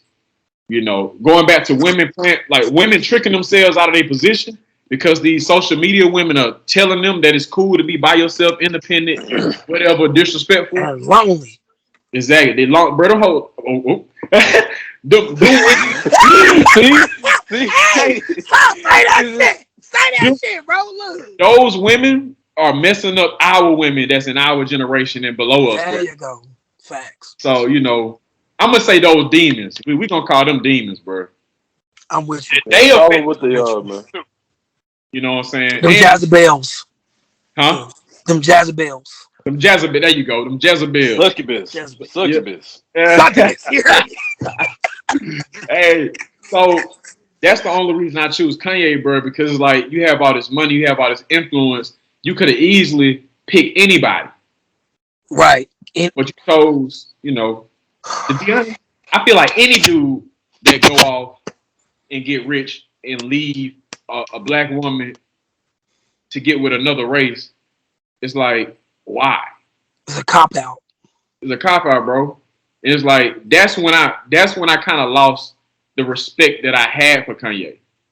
It's like, bro, I mean, you're gonna love who you love, Facts. but it's Kim, bro. Like, as men, okay, we got wives and girlfriends. You see your wife on a video getting fucked and sucking up, Ray J. Matter of fact, it ain't gotta be Ray J. Hell, fuck it. It can be anybody. Bro. Fuck it. We gonna just throw Arnold Schwarzenegger. Your chick is fucking and sucking Arnold Schwarzenegger on camera. Oh, the chopper.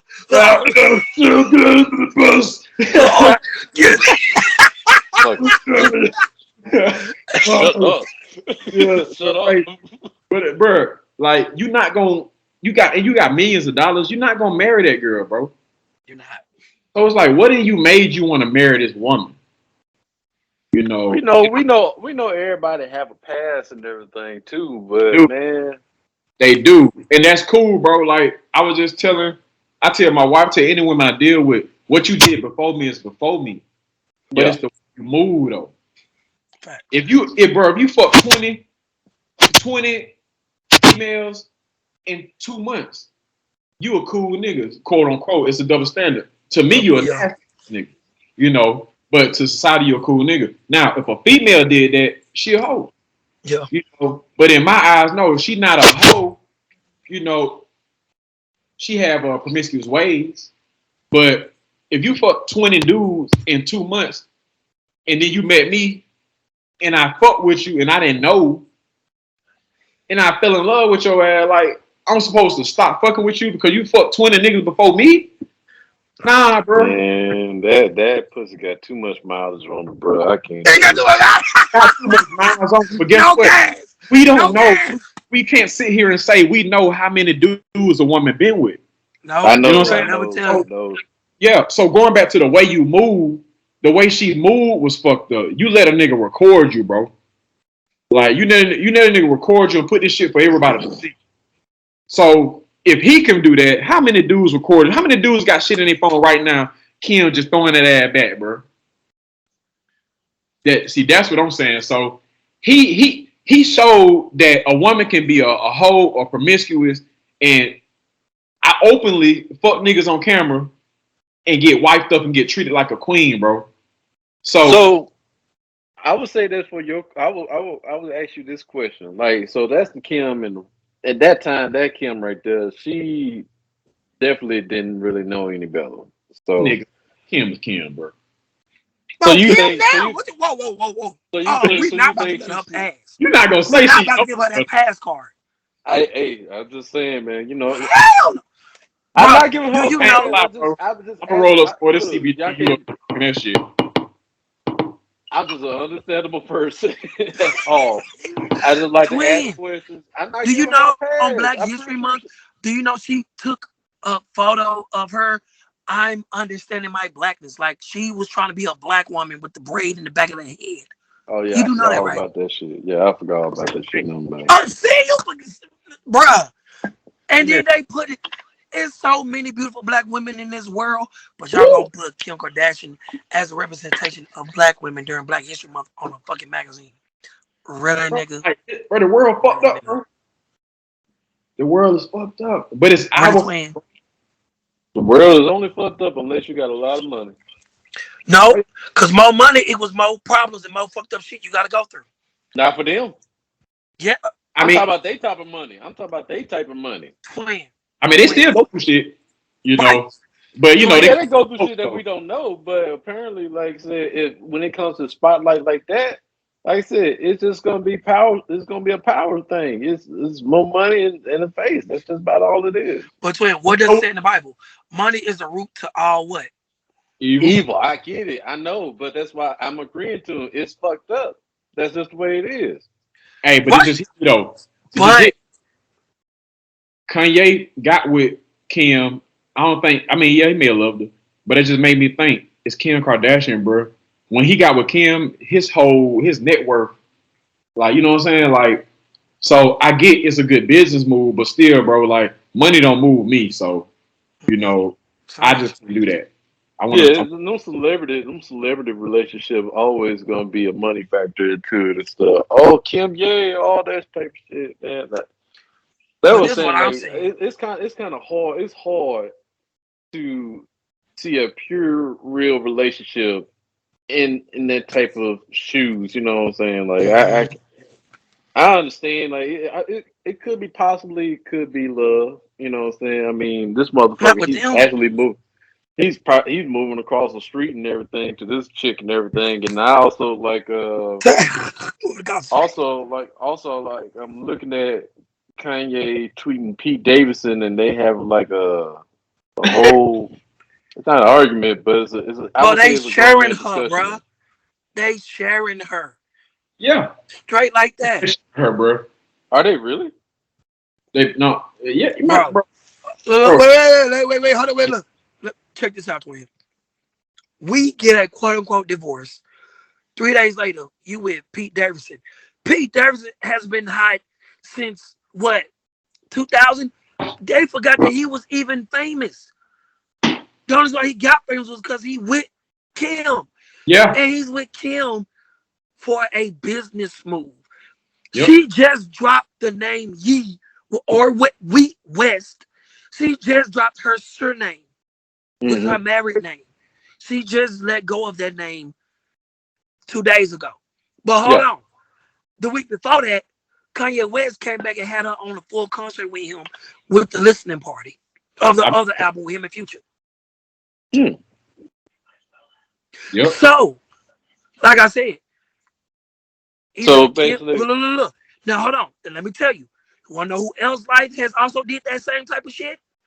Will Ooh, and Jada. oh, we ain't gonna get We into almost that, bro. forgot about Jada until she pulled that August Alsina entanglement bullshit, Don't even red get into carpet that, bro. bullshit.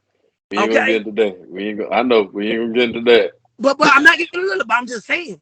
As an example, If I it, look, know. look, it's either Kanye's career or it's her career that's taking a downfall. That's why they're doing all this crazy shit. Because somebody's career is on its way out. We don't know which one. But it's, but look, but me, I'm banking it on Kanye. Kanye West yep. has reached his ceiling. And he's on his way out. And he Really, knows his career's on his way out. That's why he's trying to think about it like this. Why is his I music? would thought that presidential election was the ceiling right there. But it wasn't. But you could only go so high until you take a what? A devastating what? Fall. Mm. Just think about all the people that Kanye West been working with since after graduation. He's just been going. The nigga think he Jesus. I'm gonna keep it a buck with you. The nigga think he I Jesus. told you who the fuck I Okay. am. A God. I got. Yeah, I yeah. got. Think I am. Hold on. But wait. But who also thought that they were a God? Lucifer. But did he fall from grace? Yes, Damn. the fuck he did. And Kanye West, he's falling from grace. But So that's why he's talking about, oh, I'm bipolar. Oh, I'm schizophrenic. It's a superpower. No, I got nigga, your career liposuction is because of falling. y'all. I got liposuction because of y'all. Oh wait, Kanye had liposuction? Yeah. Yeah, you don't remember I'm, I'm that done, bro. interview that he had at TMC? I'm done, bro. You remember that he went to TMC and the speaking shit? That was that moment when he said slavery was a choice. Was a And choice. he was That bullshit. yeah, yeah. And then he out there just spazzing out at the TMC studio talking like I got liposuction because of y'all, you know. So yeah. Um Yeah. you people. he You did. people. He did. He really dead ass said that, man. Oh This nigga said, God. I got liposuction because of y'all. Like, you Damn. didn't. Whatever, Kanye. Whatever, fuck it, man. You But hurting bro, us right now. but look, but So Kanye, hold on. he's on okay. You know how like you got the TV show Unsung and they talk about different artists and celebrities who took a Right. downfall and they trying to get back into the limelight. Kanye West is trying to keep that limelight. The church thing didn't go as he thought. The gospel album didn't go as he thought.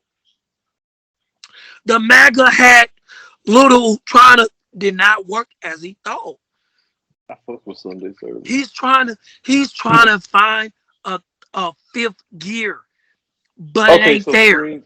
Okay, so Springs. So let me go ahead and we're gonna move on to the next one. So Springs is, since you done took over the answer for Sly, well, is that your answer, Kanye West over Jesse Smollett?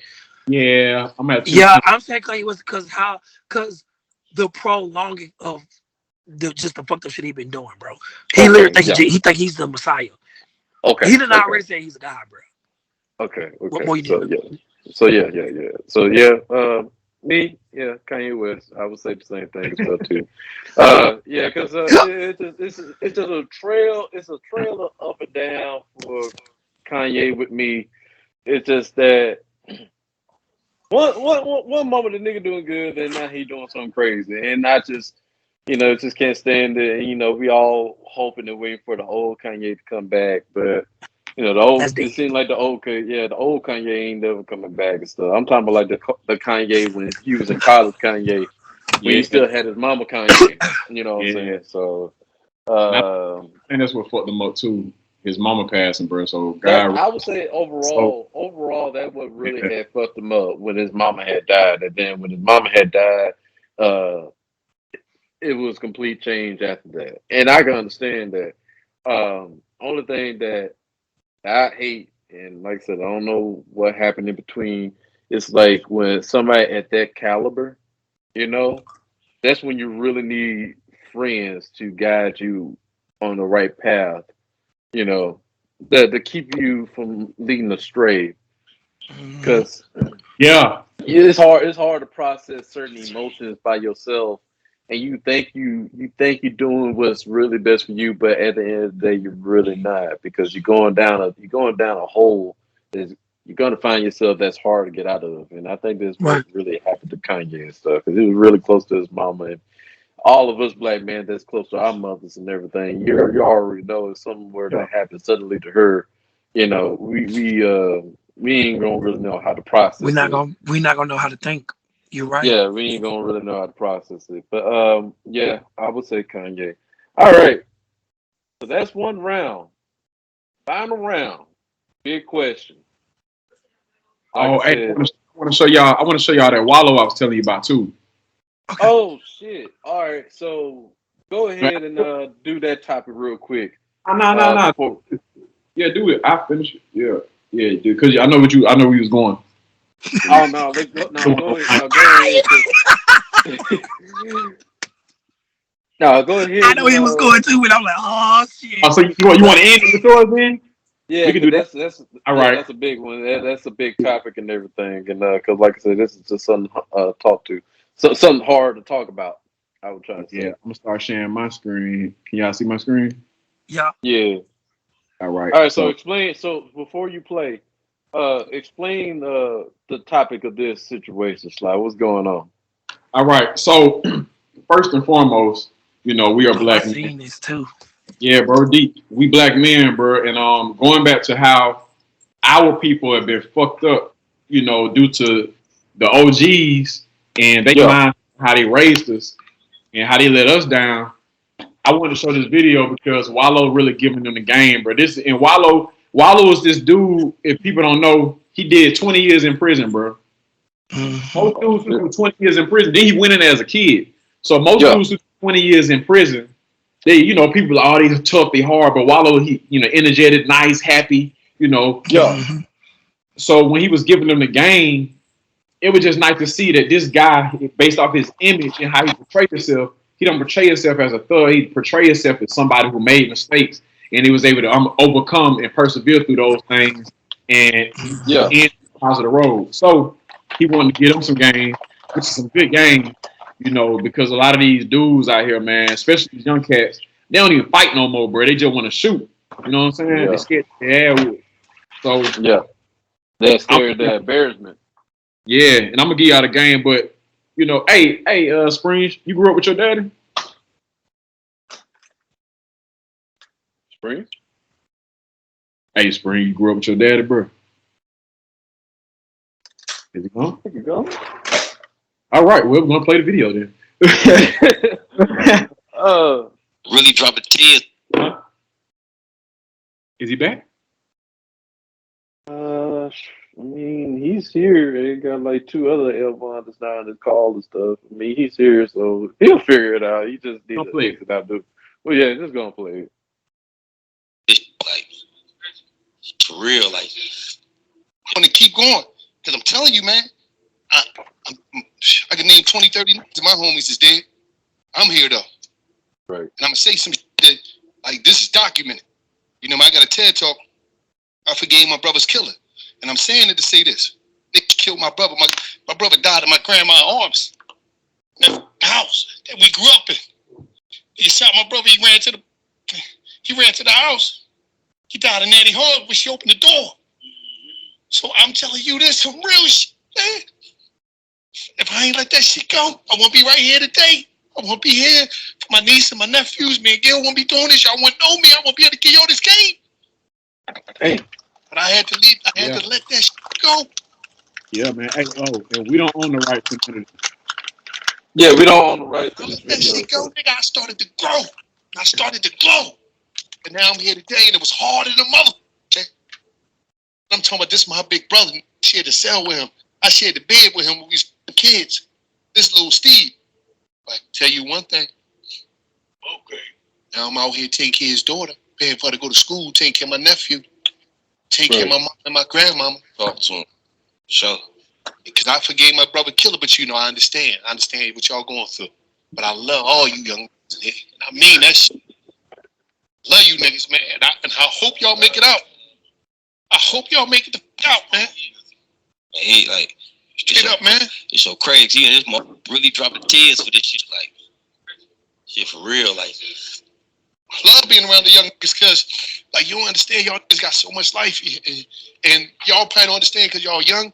But this system and the way this structure is so scared of y'all because they saying if these niggas ever turn that light cut on to their head, we in trouble because they the most fearless mother that ever walked the planet Earth.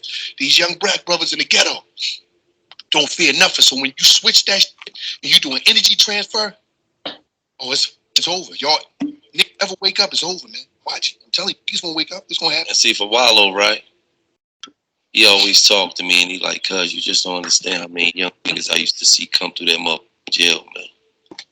Young nigga who just was just full of life. Just now the niggas in there facing that mother homicide. And now them just they be done. Them just all of life done left them. Them come from that courtroom. Them done got that 111 years. Niggas be done, cuz. You know what I'm saying? So that's why we base our whole platform around the young niggas. We don't give a, you know, if we get an old niggas because he a legend and he got game to give, which has got his attention, motivation, and education. But our platform is the only platform that's based around the young house. We grew up in. He shot my brother. He ran to the house. He got a nanny hug and she opened the door. So I'm telling you this some real shit, man. If I ain't let that shit go, I won't be right here today. I won't be here. My niece and my nephews, me and Gil won't be doing this. Y'all won't know me. I won't be able to get you on this game. So they playing that shit over again, but I hope he's listening. I had to leave. Hey, I hope he is. You know, I would keep it going, but you know, we can talk about. Dang, Springs ain't get back on yet. I guess I'll keep going then. Well, keep going. We'll pop back up. Yeah, all right. No, just text him and say we can't hear it. Man, I'm talking about this my big brother. I shared the cell with him. I shared the bed with him when we was kids. This little Steve. I can tell you one thing. Now I'm out here taking care of his daughter. Okay, you seen this one? I hope y'all make it out. I hope y'all make it. Oh, okay, my bad. Love you niggas, man. I hope y'all make it out. I hope y'all make it out, man. That shit is crazy. Yeah, this motherfucker really dropping tears for this shit. I love being around together because, like, you don't understand, y'all got so much life. And y'all can't understand because y'all young. But this system and the way this structure is so scared of y'all because they said if these niggas ever turn that light cut on to their head, we in trouble because they the most fearless motherfuckers that ever walked the planet. planet Earth. Young brothers in the ghetto. Don't fear Lil nothing. Durk got that look on his face like, damn, he really did went through that shit. It's over, Yeah, man. y'all. Don't wake He up. got that look on his face. Nigga, don't wake up. It's gonna happen. See, for Marlo, right? He always talk to me. He like, you just understand me. I used to see company of Yeah, you gotta make sure you This we just had was just full of life. oh, there you Follow, disperse a good message. Conquer your obstacles with love. A positive attitude is a little thing which makes a huge difference in life. Remember, Where the hell young that come from? Hello? is I don't know what the hell. righteous. What that was? What the hell that coming from, bro? Yeah, bro. But let me see. Let me start. Okay. Now we got two different Elvon Springs, man. Just exit out of the This ring, we all sitting on the steps together and shit, just chopping it up. yeah. Now we got like I'm 7 just people in the phone call. Just sitting. exit out of the Skype Yeah. and get back in and click on the link. Oh shit! Hey, man. Well, so man, how you feel about that video, man? There's like two different damn screens on this screen that I'm looking at. Bro. But no, man. I mean, for what I've been through, okay, we can Yeah, let's see. talk about it, bro. Yeah, let's get deep, man. Oh, damn, it's 3 of them now. Yeah, it's 3 of them. We still can't hear you. Now it's 2 of them. Okay, now it's 2. Yeah. You got Elva kicked out for this call. For real, dang. Whatever you did last time, bro, get yourself right. Do that because it's 2 of He them. just need to exit. He just need to exit out of the app completely. Like he need to close it out. He said you got to exit out the app. Oh yeah, he can't hear you. See.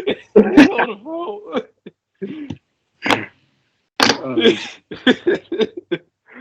I be. Wait a minute, it's a movie. Somebody did that in the movie and everything.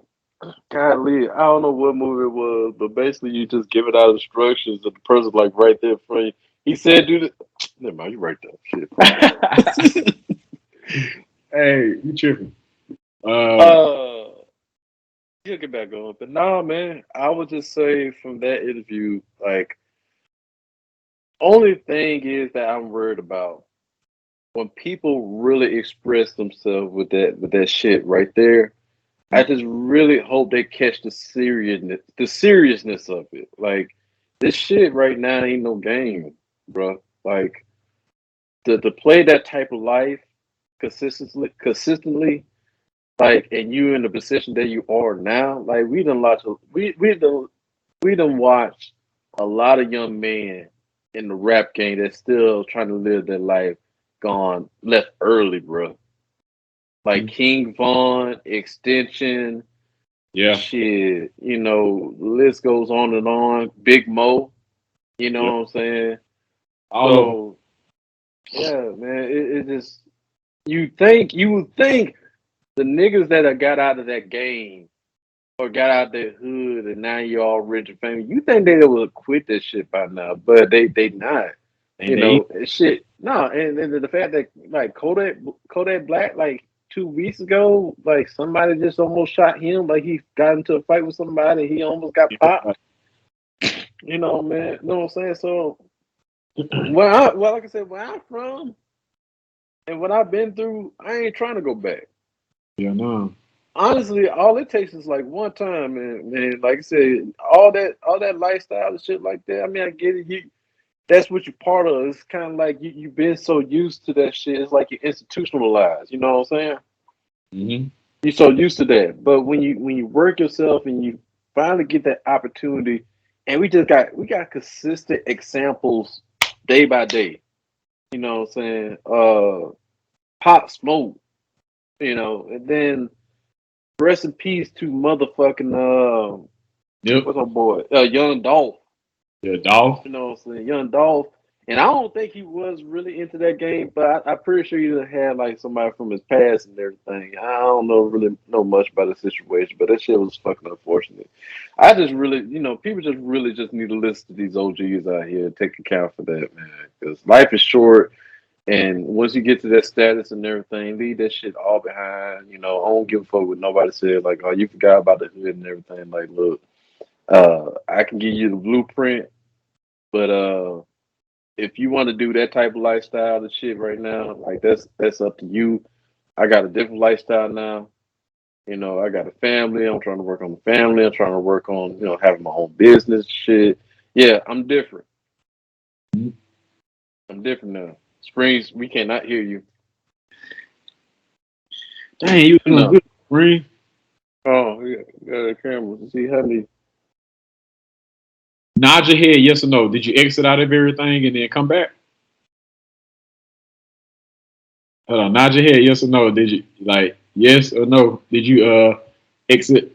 Okay. Damn, I don't know then, bro. I don't know. It's like there's 3 people on this call right now, and everybody else has been nailed on. So. What you saying? No, I can't hear you, Springs. Let's see. Let's see. Your microphone is. Is he still talking? Yeah, he still talking, bro. Bro, Spring, you might as well just paint your face white, bro. You can be a mime, bro. I can tell you good at that. Yeah. Hey, I just want to make sure that you wasn't on mute. All right, Springs. You just gonna have to. You just gonna have to just leave the Skype, close it out, and hop back on the link. You know what? I'll just do you a favor. I just send you another link. I just say, there you go. No, I just send him another link again. Mhm. That way. Okay. Well, I know what he be doing. so you know what he be doing? Yeah, I know what he be doing. Just Springs being Springs. Spring being Spring, man. But nah, man. Like I said, that shit heartfelt, like low key. You know. Yeah. I just really hope. Can you say something, Spring?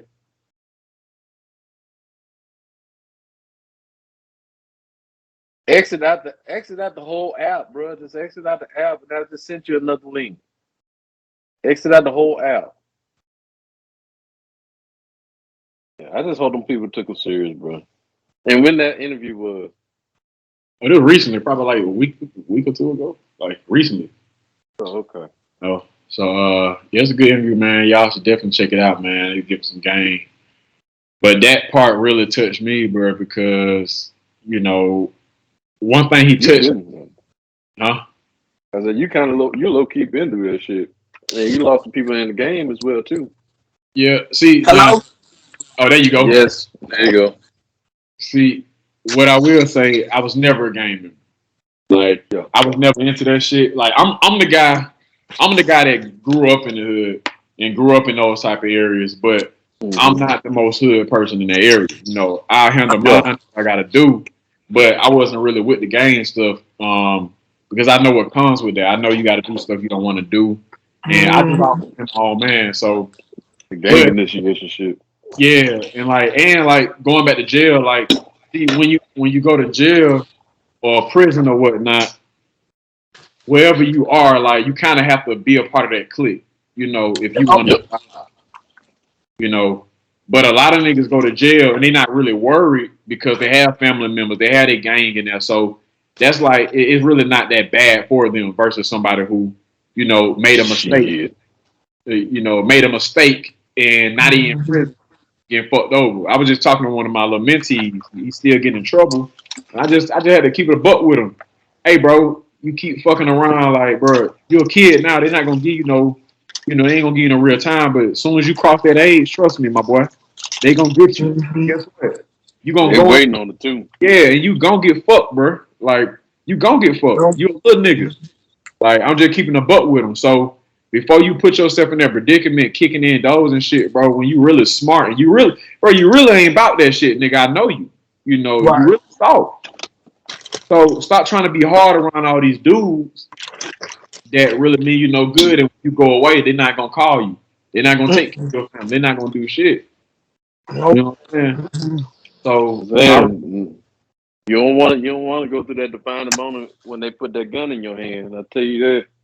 Fuck. you Yeah, don't you do don't want to go through that moment. like, and I ain't gonna speak too much on it, but when I was 17, I had went to jail, and I'm gonna keep it a buck. Like, when it happened, I didn't expect to get caught, but when it happened, bro, I'm gonna keep it a buck. I was scared, bro. I was scared, bro, because it was the unknown.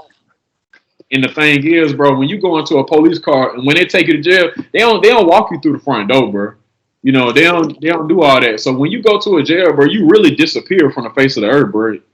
Like, so they can do whatever they want to you. And the Nope. worst thing, yeah, and the worst thing about it, bro, it really ain't the inmates like that, it's the guards. You know what I'm saying? So when I talk to the youth and let them know, like, bro, like that shit ain't cool. Bro, especially the process. If you know, you know. I ain't gonna speak too much on it. Oh shit, that process was. Like, so niggas do that shit over and over. It's like, hold on, bro. Like, the shit degraded. You know what I'm saying? Like, so these niggas out here rapping as if that shit cool to go to jail or go to prison, bro. That shit ain't That cool, shit is bro. not cool. And see, that's the thing. It's like it's very, especially our time now. Like you think it's bad back then. I would say it's worse.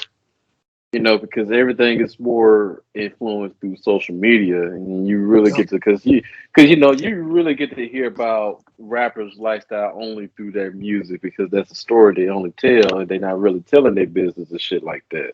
Unless it's paparazzi. But now you got these rappers that broadcasting not just what they talk about a song, but you know now on social media, and you know people get influence on like hey maybe you know I want to be like him.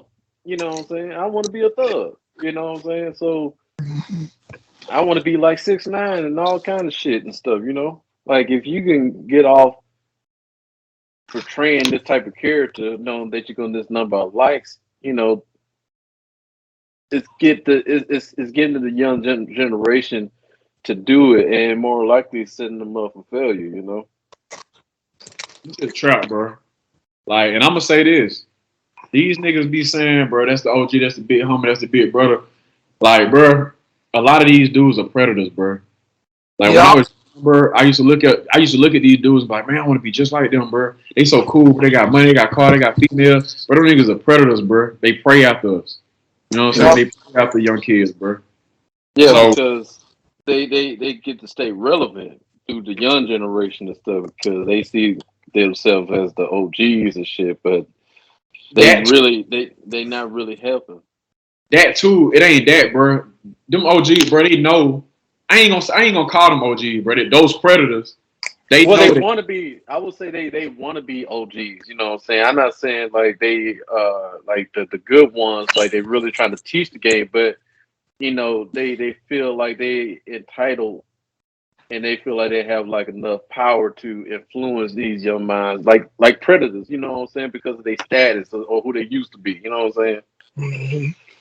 But that's what I'm saying, bro. Like those dudes who call themselves OGs that are telling young boys to do something that they know they never did or don't want to do. Don't want to do. Right. Yeah, because Yeah, if they get caught up, they get less time. You know, they don't get as much trouble, and they know they can use them, bro. They can manipulate them. yeah, So those are predators, bro. Like me personally, I'm an OG.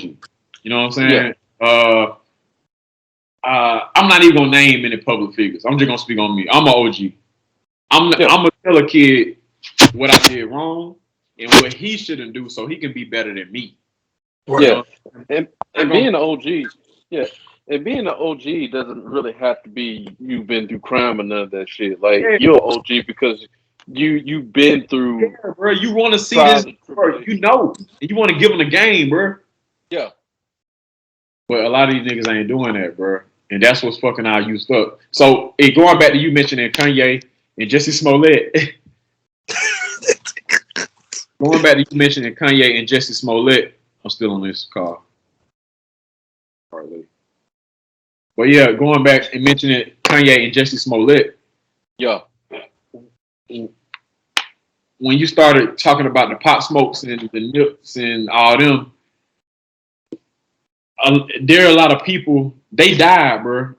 You know what I'm saying? Yeah. And people ain't looking at that as, damn, this nigga died, bro. We need to chill out. No, they looking at that like, bro, we gotta turn this shit up, bro. We gotta lie some more, bro. We gotta keep up this image, bro. But it's And like, see, that's the thing. And see, that's the big difference between Nipsey Hussle and the rest of them. Because Nipsey, he was, he was trying to make changes in the community. He wasn't trying to live that lifestyle, but he just wants people to know, like, hey, I'm still here. You know what I'm saying? Like, this is always gonna be my home, but I'm not dealing with none of that shit because I'm in a different platform right now. exactly. You know what I'm saying? So that's what made him like a real OG because he got out of that game and He's he's always gonna represent. Yeah, he's real OG. He gonna represent where he's from. He gonna talk about what's relatable to where he's from and the culture and stuff. But all that shooting and shit, you know what I'm saying? Like I'm not gonna do all that. Yeah. He had to tell those stories because that's what he lived. But it's also to show you like this is where I come from, but you can be better than me, or like you can make it. That's an OG, bro. But Yeah, see, that's the thing about that music poses now. a question. Huh? That does pose a question, though. Can y'all hear me? Yeah. Yeah, we hear you now. Okay. No, I don't want to play devil's advocate, Uh-huh. but I'm going to do it. Now, this is the thing. Now, simply, it says that if you live by the sword, you die by the sword. Yeah. Yep. Facts. Now, yes, these people have definitely made a dramatic change in their life, but not the ops. You know what I'm saying? But not the Yeah. ops. And you still got some people who hunt for the taking of people's lives. And I'm not talking about even in the gang community. I'm just talking about in our community in general. You know what I'm saying? So you got people in the black community who hunt for people's lives for sport. But it's enhanced and exemplified if you're in that gang culture life. Yeah. You know what I'm saying? Yep. Because it's glorified, and you have people, artists and celebrities who we looked up and paid attention to throughout their career who talk about, I shoot a nigga in the back of the head, make his eyes click. Damn, you know what I'm saying? Mm-hmm. But People they look have a bachelor's degree, they have a master's degree, they have a doctorate. crazy. That's wild. Look, Bon B. Not taking up from Bon B UGK, because they put it up for the South all day, every day. Okay. But he got a master's degree Damn. I ain't know that. in music. He's a professor. See what I'm saying? Now, They ain't no different. They ain't no different from the twin, RZA hold from on, No, twin. Let me finish my statement. I agree with you. That's like that. They ain't no different than the RZA from the Wu-Tang Clan. That nigga. Yeah, but twin, but you gotta understand, they changed their life, but not Right. people who saw them as an enemy. So you always have to understand when you step over that line, there's a chance that somebody who lives in that reality might come and try to take you out. Yeah. Now, that does not mean that you got to look at everybody as an enemy or it's either kill or be killed, but that's kind of the rule. That's the rule in that game. Now, this thing, I don't know about that. I've been around people who was in that. I ain't no parts of it. But I like to tell you this, me living in Dallas, most of my friends that I grew up around in Cedar Glen, South Apartments, they either lost their mind, they're dead, or they're in jail. Damn. Mm-hmm. I'm the only one. The only one out of like 30 people, 30 kids around that time that actually made it out and did something with what I love to do. Mm-hmm. Most of the people that I know They got kids. They was in jail. They incarcerated. They out of jail. So it hurts. It hurts because it's like our culture is. I love our culture. I love our people. We're so gifted. We're so talented. But we're our own Jacob's heel. Dead ass. Because we're dying. Like our culture is dying. Mm-hmm. And like people trying to get what they can out of our culture to flip it and spin it in their own way. And we get mad at them for doing it. We get mad at Kim Kardashian for trying to be black. What's that lady who's over the NAACP? She white, but she swears she black. I forgot about that. Yeah. Yeah. But hold on. But we got she our lives here. She same lives people. here, by the way. Yeah. But we have our people like Killer Mike, like Toby Noigi, who's from Houston. Few Don't people get enough credit. who don't even get Toby no and Nick that we should be showing rapper? them. Yeah, he's a rapper. But Yeah, we have people who's not even in the backyard at the cookout getting mad love from us. And it's like, okay, but what are we doing as a culture? And this is the cop-out answer. We need to unify. But to unify with what? To unify with who? And to unify when? That's the problem. Because look, the Hebrew Israelites, them people that be walking around be spinning the quotes with the Bible and stuff, they not helping unifying us because they got division and separation in their own group.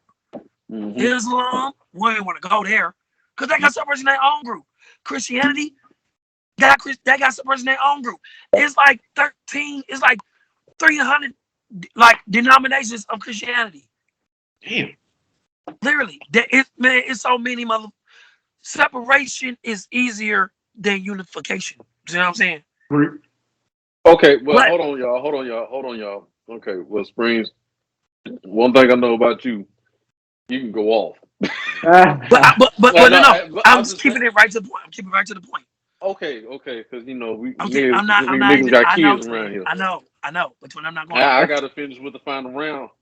I know, but look, all I'm saying is, unless we give direction to our generation, there is no guidance. Of course. But that's it. That's all I'm gonna say. Because that will solve a lot of stuff.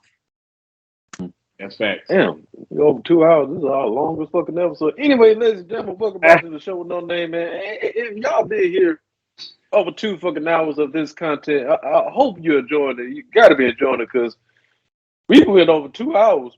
Because my phone kept tripping. Yeah, it's all right. No, it's still either way.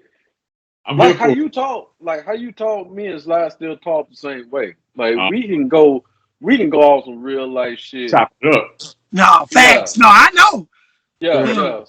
I had conversations with both of y'all. Look. Hey, it'll all start too. He'd be like, Keenan be like, hey, Sly, man, real quick, man. And then that bit be like 2 hours. We on the phone. 2 hours later. It could be about something. Yeah, it'd be about something that just happened. Like, hey, Sly, I know you're a big man and everything. Let me ask you something real quick. And then Sly say some shit, and I say some shit, and so I like, you know what, bro? I was just thinking about that shit the other day, man. Let me tell you something, man. Like it's so, and Sly was like, man, bro, it's so funny that you say that because I thought about that the other day, man. Let me tell you what happened, bro. Let me tell you what happened. And I try not to waste. Sometimes I feel like I'm wasting certain people's time because people got family. He a sports agent, insurance agent, and all that shit. But like I said, either way is all good. Right. The way how me and Sly talk is like how me and you talk low key, and we talk like we've been talking like this since we were in college. And Sly, I don't see Sly like only 4 or 5 times, and he was just a roommate and shit. And the way we talk, it's like I was always like this. But okay, well, let me go ahead and finish with the final round. I'm not gonna let's not keep the people waiting, ladies and gentlemen. Anyway, Ladies and gentlemen, once again, we appreciate it. Thank y'all for staying tuned with us. And we're done with this last one, last round back on the black culture. Who negatively affected the black culture the most? And you don't want to talk about it, but you know you're going through something on the inside when you think about it. So I'm just giving y'all the opportunity to let it out. And anyway, for people about the Justin Smollett and the Kanye situation, people leave in the comments and let us know what you think, who affected the culture the most. Tell us your thoughts and opinions and everything about it. We would love to hear more about it and gain more insight on what we said. And here we go. Who affected the culture the most negatively? R.Kelly, Bill Cosby. Reason why I say this, because it's crazy because we went off with surviving R. Kelly, and then the allegations came out about Bill Cosby right after that. Now we're talking about two cultural black icons that we grew up on. Mhm. We're pretty much '90s babies, correct? We're '90s babies. Yes. I'm one. Then now, yeah, and not only that, you got the '80s babies, and then you got the '70s babies. Around the Bill Cosby era. Mhm. Okay, so we all seen Surviving R. Kelly, and that was like a year or two ago, I believe. We all seen that Gayle King interview, and we all seen that we all seen the downfall of the king of R&B. All right, now I want to talk about Bill Cosby. The reason why I want to talk about Bill Cosby because there's a documentary that just came out, I think in December or in January. Mhm. It's a new documentary and it explains in further detail about Bill Cosby, not just about the victims, but overall Bill Cosby, who he was and was back then. And I'm telling you, watching that brought me to a deeper perspective about Bill Cosby than I ever knew because Bill Cosby, when I watched the documentary, that motherfucker did a lot for the black community back in the day.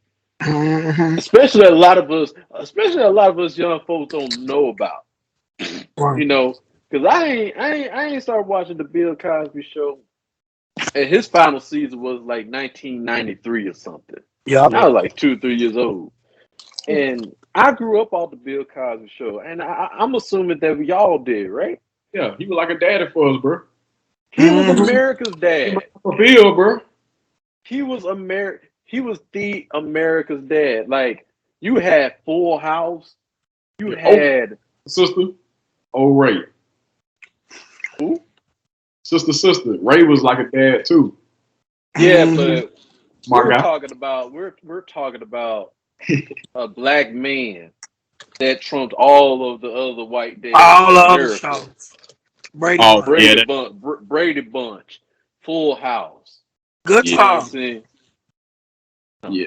Well, that's a black show. I mean, yeah, it's black. But I you're mean, right though. I'm not trying to disregard, but I'm just explaining how hard it was to engage the black family into a white household. Is what I'm trying to say. Mm-hmm. So black folks gonna watch Good Times regardless, but Right. to have an overall audience, which is white people, to engage in that was the Cosby Show.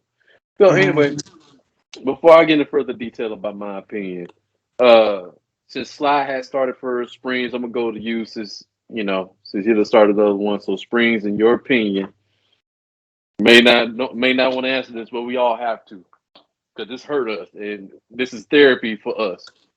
Right.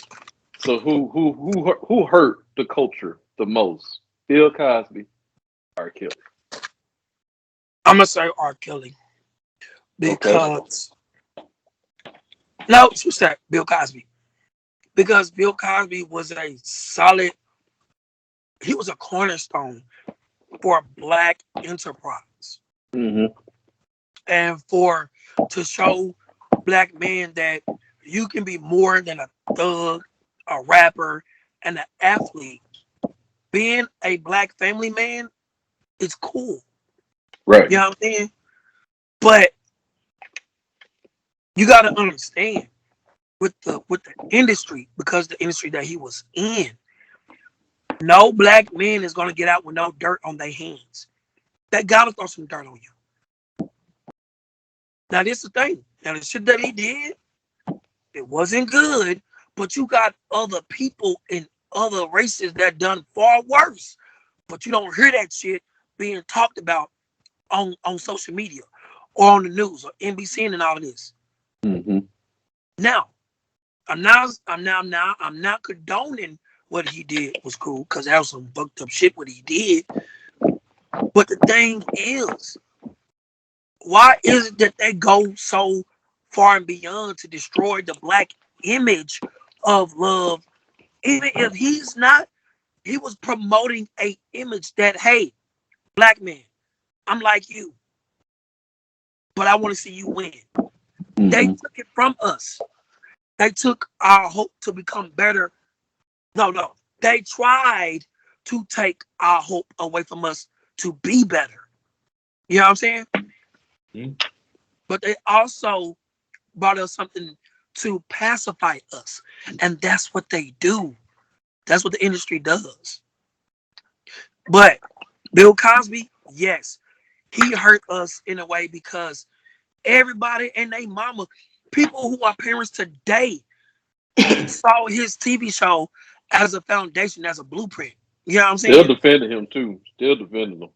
Yeah. But how can but at the same time, at one point in time they defended Saul killing Christians. You know. So it's just like,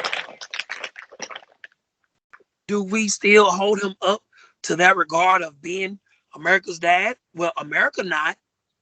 But last time I checked, we're black. We don't do what America does or what patriots do, because it's not a part of us. Though they are a part of our history and they don't want to admit that. We don't do what Like I y'all said, do. you mentioned stuff about the Bible and everything, how it relates to it, but America don't really give a shit that applies to the Bible Yeah. unless it's a certain But scripture that's that what has I'm something to do saying. with With them. Bill Cosby, what he did was wrong. But it's a lot of people who've done a lot of wrong things and they still in the industry today. Literally. Their image intact, their character intact. Why is it that his not intact? You know what I'm saying? Why his not intact for all the work that he's done for the community. And then us as black people, we so fucking hypocritical because America will tell us, hey, bash that nigga over there. And what we do, like good old loyal ass hound dogs, we'll bash them. We'll bash our very own. But America has not did anything for our community. America has not did anything for our race. All they did was shut us the fuck up and tell us, here goes some food stamps. Live with that. Excuse me. But I don't want to get too political because I know how people can be. But that's my take on that. I feel All you. right. See, Sly. shit, I ain't gonna lie. Shit, kind of said it. I mean, look, at the end of the day, I feel like both of them did that shit. Like, to be honest, Mm-hmm. give it a fuck. And I know I had. You remember when we talked about the Falcons player Calvin Ridley, and I wanted to also bring up Deshaun Watson, but it's gonna come in there. Just watch this. R.Kelly situation, bro. People around him already knew what he was doing. Yeah. Oh, it ain't just R.Kelly or Bill Cosby that is the blame for that shit. But I'll say Yeah. this: R. Kelly was fucking with little girls, bro. So he the worst. Right. Now Bill Cosby, he was slipping some shit in some women's drinks. Would okay. But 9 times out of 10, bro, even at that age, it was Quaaludes, bro. Everybody doing that shit. All them Mm-hmm. Hollywood niggas doing that shit. Exactly. So man, them white hoe, yeah. I mean, look, them white hoe, bro. They knew what was going on, bro. So nah, bro. Like, so going back to that situation, R. Kelly all the way. But I want to say all that to say, when you have a certain amount of money, or matter of fact, when you have a talent in these people, these industries, because I ain't gonna say these white people, even though these Mm-hmm. industries ran by white people. But these industries, they'll let you get away with whatever, let you do with whatever, and the people around you gonna let you do whatever because you got millions of dollars. Like niggas don't want to lose that, you know. Yeah. You know, a lot of people don't have integrity. You know what I'm saying? Me personally, I'm not gonna allow you to rape a young girl and I'm just turning my head. I don't give a fuck how much you pay me. You know what I'm saying? On God, bro. I promise. Put that on God. You know what I'm saying? I'm just not built like that. But That nigga from Atlanta. On God, bro. On God. yeah, so when it comes to that situation, people get away with stuff when they have money and power. Yeah. But what these niggas don't understand is these white folk keeping a track on everything. So now we going to Calvin Ridley and Deshaun Jackson. This shit that I just read, I ain't read it all, but I can already tell this happened because Calvin Ridley wanted to take a mental health year. So they already knew he was doing this type of shit, or it's a lie. You know, I can't say. Going to Deshaun Watson. Deshaun Watson did not want to play for the Houston Texans anymore. So now they're saying, "Oh man, you raped all these these women." You know, so you raped all these women. See, man, I've been around you too, but it's your fault. But I was just like, but you raped all these women. But now he's you know allegedly guilty for raping all these women after he want to be traded. And now that I guess the situation died down. Like they saying he's innocent. You know, so proving that he's innocent. Yeah. But what they did was, man, it wasn't about him wanting to leave. It wasn't about him wanting more money. It wasn't about these people like having all this power. It's about, bro, you a fucking nigga, bro. Stay in your place. Right. I know what you do. I let you get away from that shit. At the end of the day, I'm God to you. That's how they feel. I'm God. So, and when I want to pull the rug, I can do that. When I want the open, I can do that. So stay in your fucking place, nigga. You know what I'm saying? Oh yeah, and while you at it, dance, nigga. Right, tap dance. You know, dance for it, bro. Sing that little song we love. Hey, throw that ball like that, nigga. You know what I'm saying? Man, the shit you saying, it's hurting me.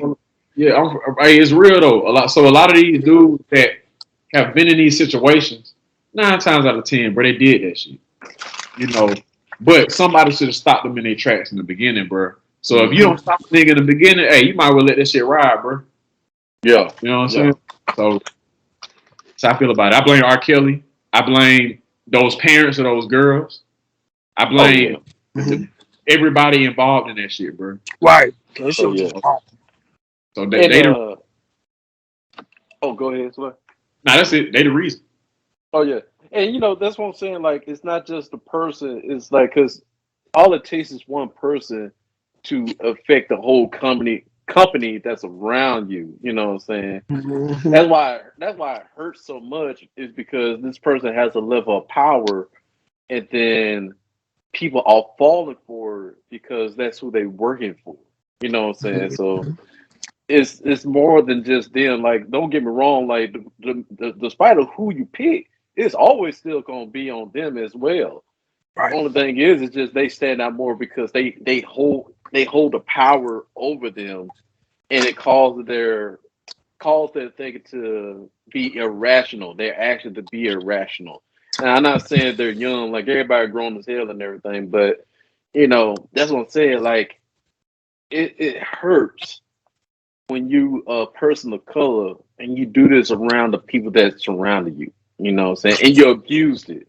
Not everybody is fucked up. You know what I'm saying? So I'm gonna say I'm gonna say this.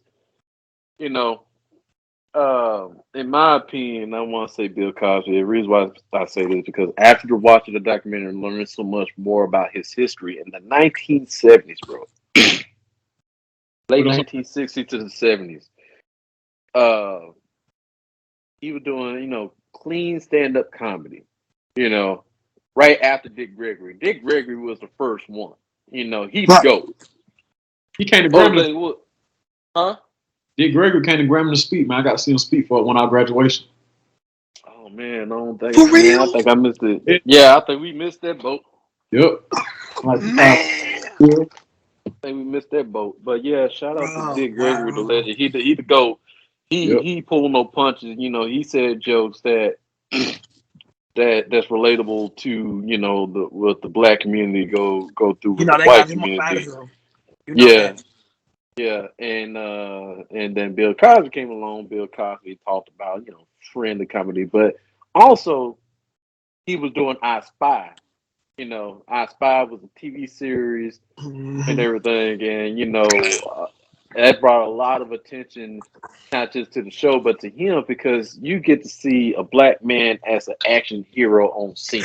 He's Yep. intelligent. He can fight. He can shoot all kinds of great things. It's Bill And Cosby. after yeah, and Bill then Cosby Bill was an Cosby, action hero or something. I Spy. You know that I Spy movie that Eddie Murphy that had did on the movie.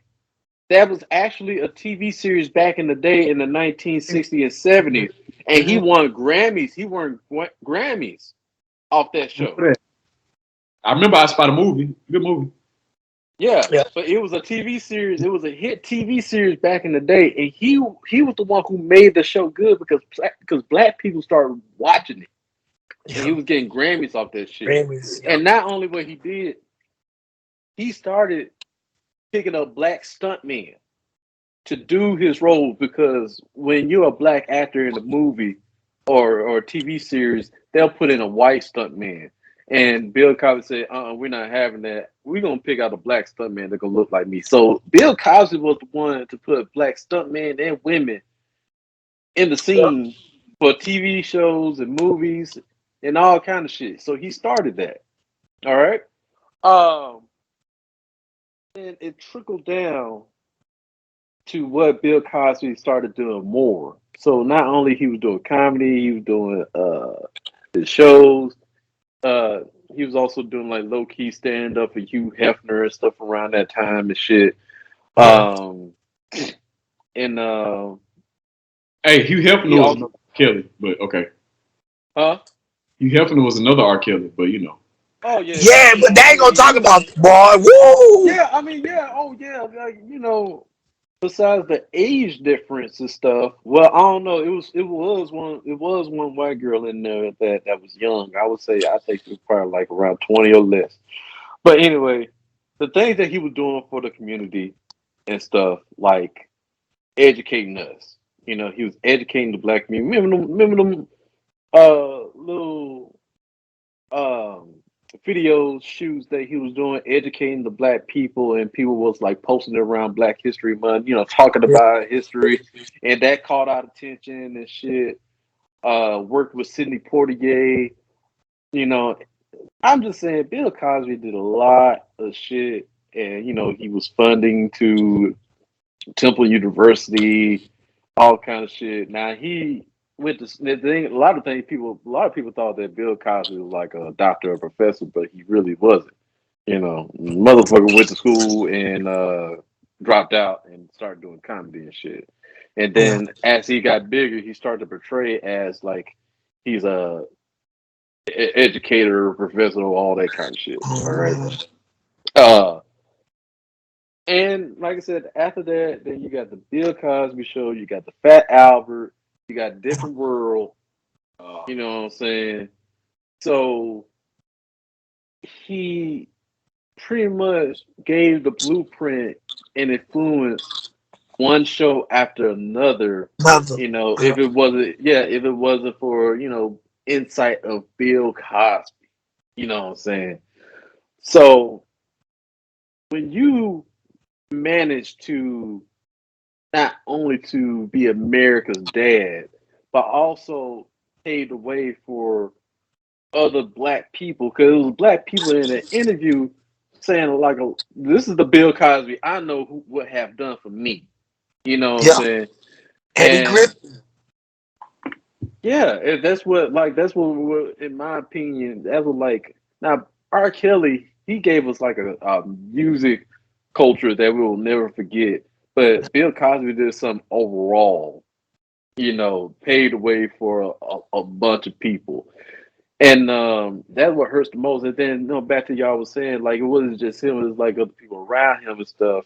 Yeah, it was because it's people. Some people from the cast they were speaking about Bill Cosby about what we were going through, and people who also was like cast as as extras stuff like that. He'll Yeah. have like a line of women lined up to go to his room and all that shit. And a lady was saying like, ain't no fucking way what he was doing to me and the other women down that hallway. Ain't no fucking way that nobody didn't know. Ain't no fucking way. Right. It's like, Ain't no fucking way, boy. What she was saying. Ain't no And way. then ain't no way, boy. Ain't no ain't way, no way. boy. You know what, Yeah. boss? And It was getting it in. yeah, and back to what y'all was saying, about it wasn't just white women. Everybody was saying that they were trying to tackle these white women are trying Right. to It take was down the black white man, women. but a lot of people forgot that it was also black women too that was involved in the sexual allegations, and, But they didn't want to do that. it was these successful black women that really don't have anything to gain as well Nope. too. And that's the thing too. It's like That's why there wasn't it's kind of yeah, in the. and it's kind of like similar to R. Kelly surviving R. Kelly.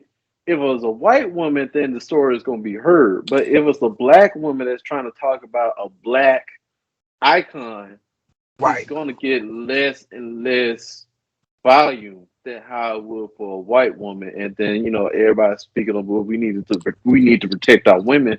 But when it comes to a black woman getting attacked, being a victim, allegedly attacked by a black icon, it doesn't really get noticed. They get up under So the rug. that's why it gets swept under the rug. So that's what I'm saying. It's like when it comes to us and our culture and what we try to protect, and once we hear the story about it, it seems that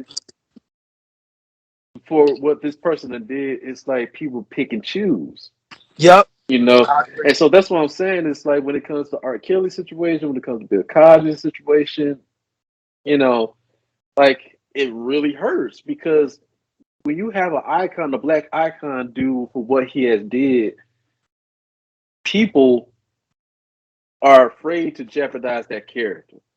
You know what I'm saying? So these Yep. people are willing to do, you know, people are willing to do whatever it takes, to not only to get themselves, but to get this person going where they need to go in life. You know what I'm saying? So, I mean, I grew up Bill Cosby. I still low key sing like R. Kelly song. People still playing R. Kelly song on the radio despite of what the Right. fuck he did. I'm And still this is on Sirius Radio too. This is on Sirius Radio.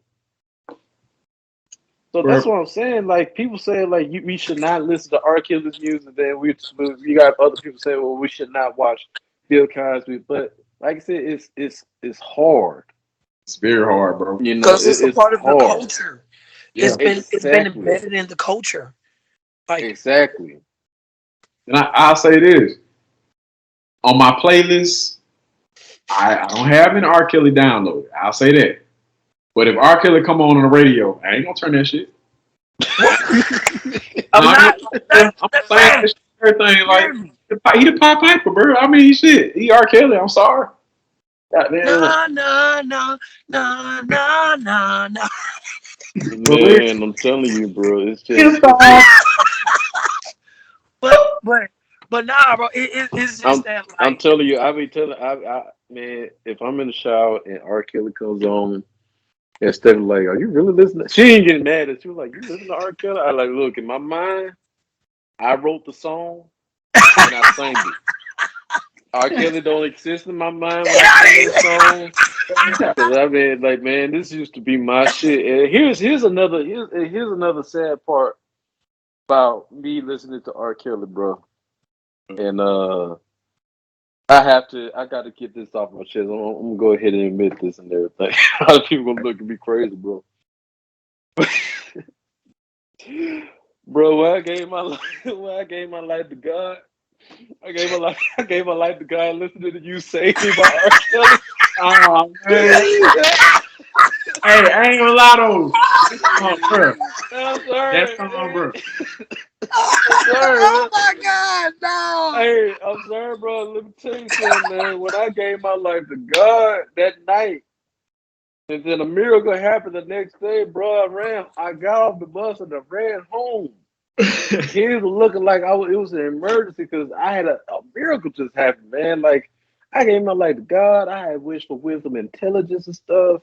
Because I did what Solomon did. And I talked to my mom that night because a lot of around my time, people thought I was retarded. People thought I was just a mute. I wasn't smart, just whatever, man. But man, I gave my life to God that night. Went to school. No, miracle didn't happen. Got out the bus, ran home. Man, I went home, played "You Save Me" on TV. You say? Well, praise I'm dying over here. I Oh, probably Hey, that I'll just too, say, bro. hey, man. Hey, I had to let that out, bro, because everybody talk yo, about this shit. And me and Springs, we talked about R. Kelly on our previous yo, episode on our previous. podcast, talking about surviving R. Kelly and what other people think. And I'm just sitting in the back of my mind, like, man, people really ain't gonna believe how embarrassed I am that I gave my life. I gave my life to God. Praise and worship, because y'all won't understand. That Happy People album and his Praise and Worship album, which unfortunately he was using that Praise and Worship album as a cover up, man. But Yo, I hate to say it, bro. I was praise and worshiping God off that album, bro. And that's Because look, see now I don't know because women is one thing, but when you're using God as a cover up, bro, I don't know anymore now. Because I'm yeah, praising God. I was praising God. So that's what I'm saying. Like, they but both twin, hurt. it's a cover, it's a system. Think about all the other people who also pulled that same move. Snoop Dogg or Snoop Lion, Kanye West, Jay-Z, like Beyonce. It's But a it's Kanye a is another system. perfect example. He's a whole perfect example. I He mean, he he got just such did it. a He system. remember he did the gospel album 2020 towards the end of 2020. He got a few gospel songs in Donda. I ain't gonna lie to you. Hey, I know I think it was 2020. Yep. Um, He dropped that whole I, gospel album. That mug yeah, was lit. That I had mug a was lit. dream. I had a dream that Kanye West was gathering, you know, like people who listen to his music, people who follow him. It was like basically Kanye West was like the Antichrist in my dream because his music was gaining like followers, and my dream was all everything was like red, like it was like the sky was red and shit, Yeah. and people like listening to Kanye West, and it was like his music, his church music is But really low key like the devil music. I don't know. It was a weird dream, and I ain't smoke drink nothing that night. But yeah, but it's funny that you say that. But yeah, man, that's my opinion on Bill Cosby and R. Kelly, who affected our culture most. After I got that shit off my chest, I don't even know anymore now. I was Bill Cosby, but now I don't even know anymore now. yeah, but I don't know anymore. Hey, but what I do know is, no, I have a question. Hey, is You Save Me playing in y'all like mind right now? Like, I really want to sing that shit. Like, you know what I'm saying? That's how much of an Mm-mm. influence it was. You know what I'm saying? it Man. was influenced though. Hey, I was but you riding in a car one day in the hey, express lane, rolling on the freeway. hey, And Mm-mm. I feel phone ring, and I reached down, phone fell on the floor, reached to the basket. What are you doing? I was drinking, I was driving, never thinking what I was oh my god. doing. Do I it. turned around, and before I knew it, yeah, Yeah. the On truck this truck now. said, make it time, said, made a funeral arrangement. Unplugged the machine, he's gone now. Told my wife to be strong now. Bro, this is so what? Bro, Stop, can't, you bro. crazy. And I'm not just sorry, that. dog. I'm sorry. It's Say, okay. but Can't it's like, talk about it, bro. but see, but that poses a question because he put his heart and his soul He in put it. his music. Can you really just say, "Oh, I'm gonna wipe someone's life away" that easy? Because he he literally showed who he was in his music. Now, this is my problem. He did. These people already knew who he was. They knew he had a problem, but because I was getting Mm-hmm. thousands of dollars, they was like, shh, don't say that, don't talk about it. It was like an unspoken truth that turned into a lie. And see, that's another thing too. I mean, it's not just the people around him, but it's the people who listen to his music. I mean, like the Aaliyah situation.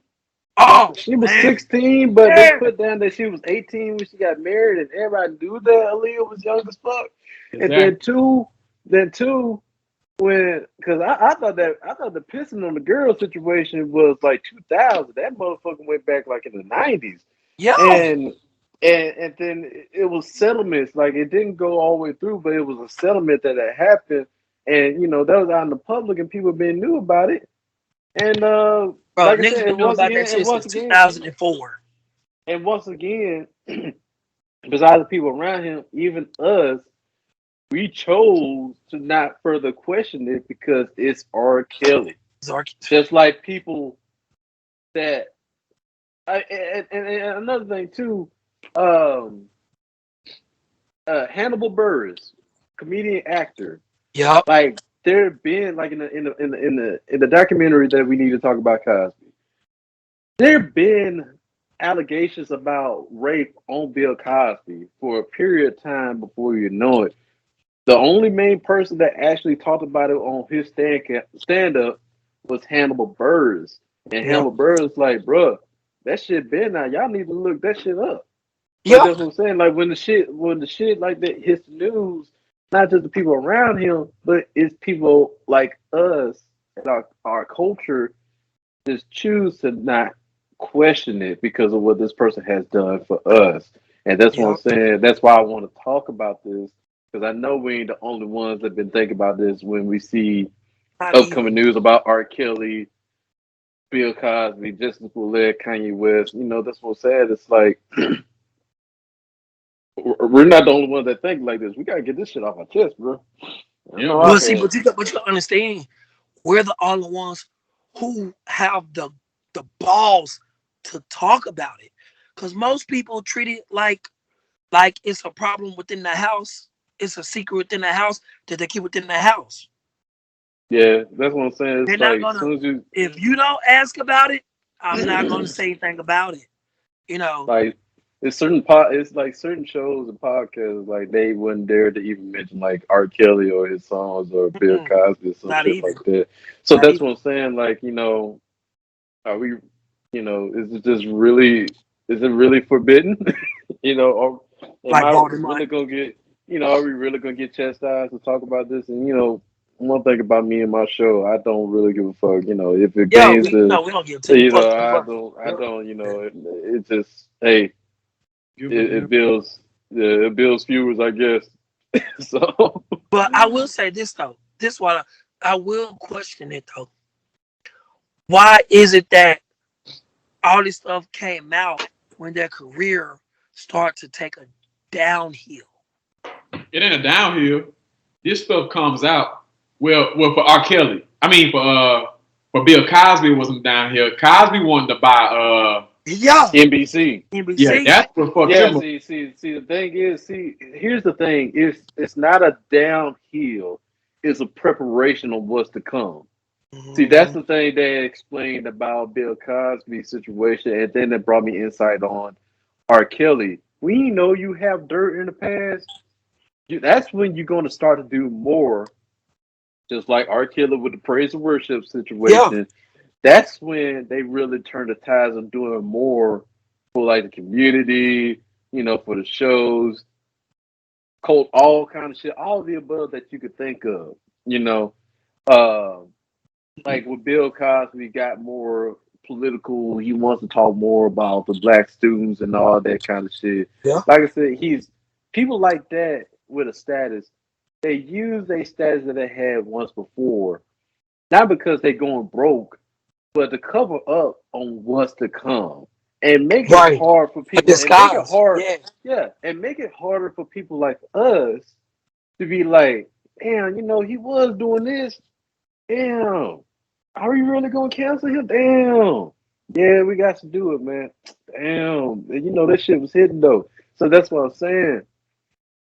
Now for people like R. Kelly and Bill Cosby, that's just the blueprint now that not only we know, but honestly we suffer from it because Right. we been knew what R. Kelly did, but when we just sung a part of "You Saved Me," bro, Right. No, bro. and yeah, we sang a part of "You Saved Me," and R. Kelly fucked us up. He, like I was saying, like, and then you got Bill Cosby and this shit. Like I said, who really fucked the culture up the most? Because now we can't stop singing the shit. Now I got to go back.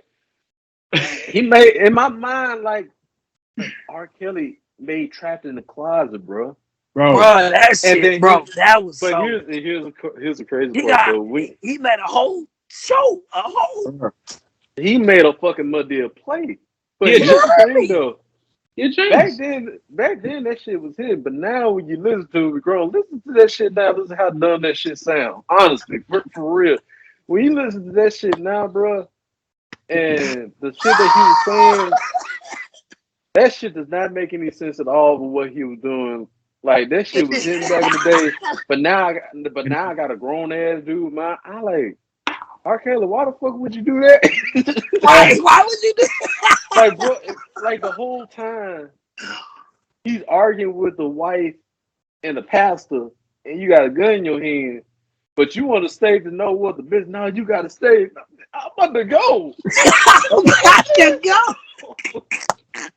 I got a pistol in my hand. I'm about to walk out Look, this you get building. out the I ain't got. closet, look around, just go back in the closet just to Yeah, watch. A yeah. The joke, pastor's bro. like, no. The pastor's like, no. You need to see this. No. No, I'm not. I got the gun. No. I know. I gotta go. Wherever y'all need to talk about it between you and her. So Right. I will shoot you if you follow me. So I gotta go. Joke. So that's what I'm saying. Like, Well. What so the I'm saying, is? go ahead. Oh no, I just, bro, that song came to my head, bro. I'm done, bro. I can't be doing singing R. Kelly. I go for hours, bro. I ain't gonna lie. I was a big R. Kelly fan, bro. R. Kelly brought me and my daddy together, bro. We could sing all them shits together, bro. We watch Trapped in the Cloud and everything, bro. When I come visit, bro. Yeah. Man, I ain't So, gonna And lie my to you. dad, and my dad, we done came close too. yeah, We love yeah, bro. his music, man. That's why I'm so And my happy. dad actually used to do music. Like my Yeah. dad, he's part of a record label and everything. Yeah, so Damn, Bro, how yeah. you gonna heard him. how you just gonna willingly cancel I Believe I Can Fly? How can Bro, you You do that? can't do it. You How can't do you it. gonna throw away Space Jam Come like on the and number braid one my hit? hair. Come on and braid my hair. What? I have, Even the brother didn't have braids. bro. Hey, every Come on and every black braid my man that heard the hair. fucking Oh, did one of these. You Come oh, hear me? on and braid my Everyone did one hair. of these. You hear me? no need, Everyone did bro. one of these, man. Yeah, Come on. I wish Ah, to the hood just to stop by to see what's up. come Baby, on, man. so Now tough. I'm in this telephone booth. Boy, Calling Tyrone when a woman said what? how you did it? No, it ain't nothing you can do Do about it. Nothing about you it. can do Come about it. on now. Come Oh, on. oh, Come bro, on Hey, now. it's if R. we if Kelly, we dog. That's why I if hurt. we look, hey, at the end of the day, people who listening, we expressing ourselves. We got to get it out. I'll get Yes. it out. We're humans at the end of the day. We're not condoning for what he did, We did. We but not.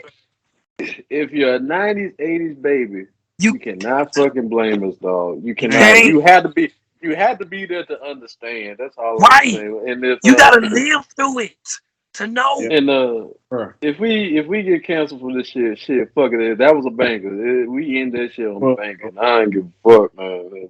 That part. Anyway, y'all, we gonna leave it at that. We pushing motherfucking 3 hours and shit. Anyway, next time, um, I want to say next time when we do have another podcast, I want to say let's do a stream and start inviting people and have people to interact with us next time when we do this. So that would Facts. be another idea of mine. But anyway, ladies and gentlemen, leave your thoughts and opinions in the comments below. Like and subscribe, and be real. We humans. We black. Who hurt you the most, man? Whatever that you feel like who hurt you the most, express yourself in the comment section below. Anyway, this has been the show with no name. This is the title of our show for right now. Stay tuned for changes of the title that's coming soon. New picture, new everything. Okay. Hey. I'm just so hurt. I'm trying to hurry at the end of sitting on these rocks.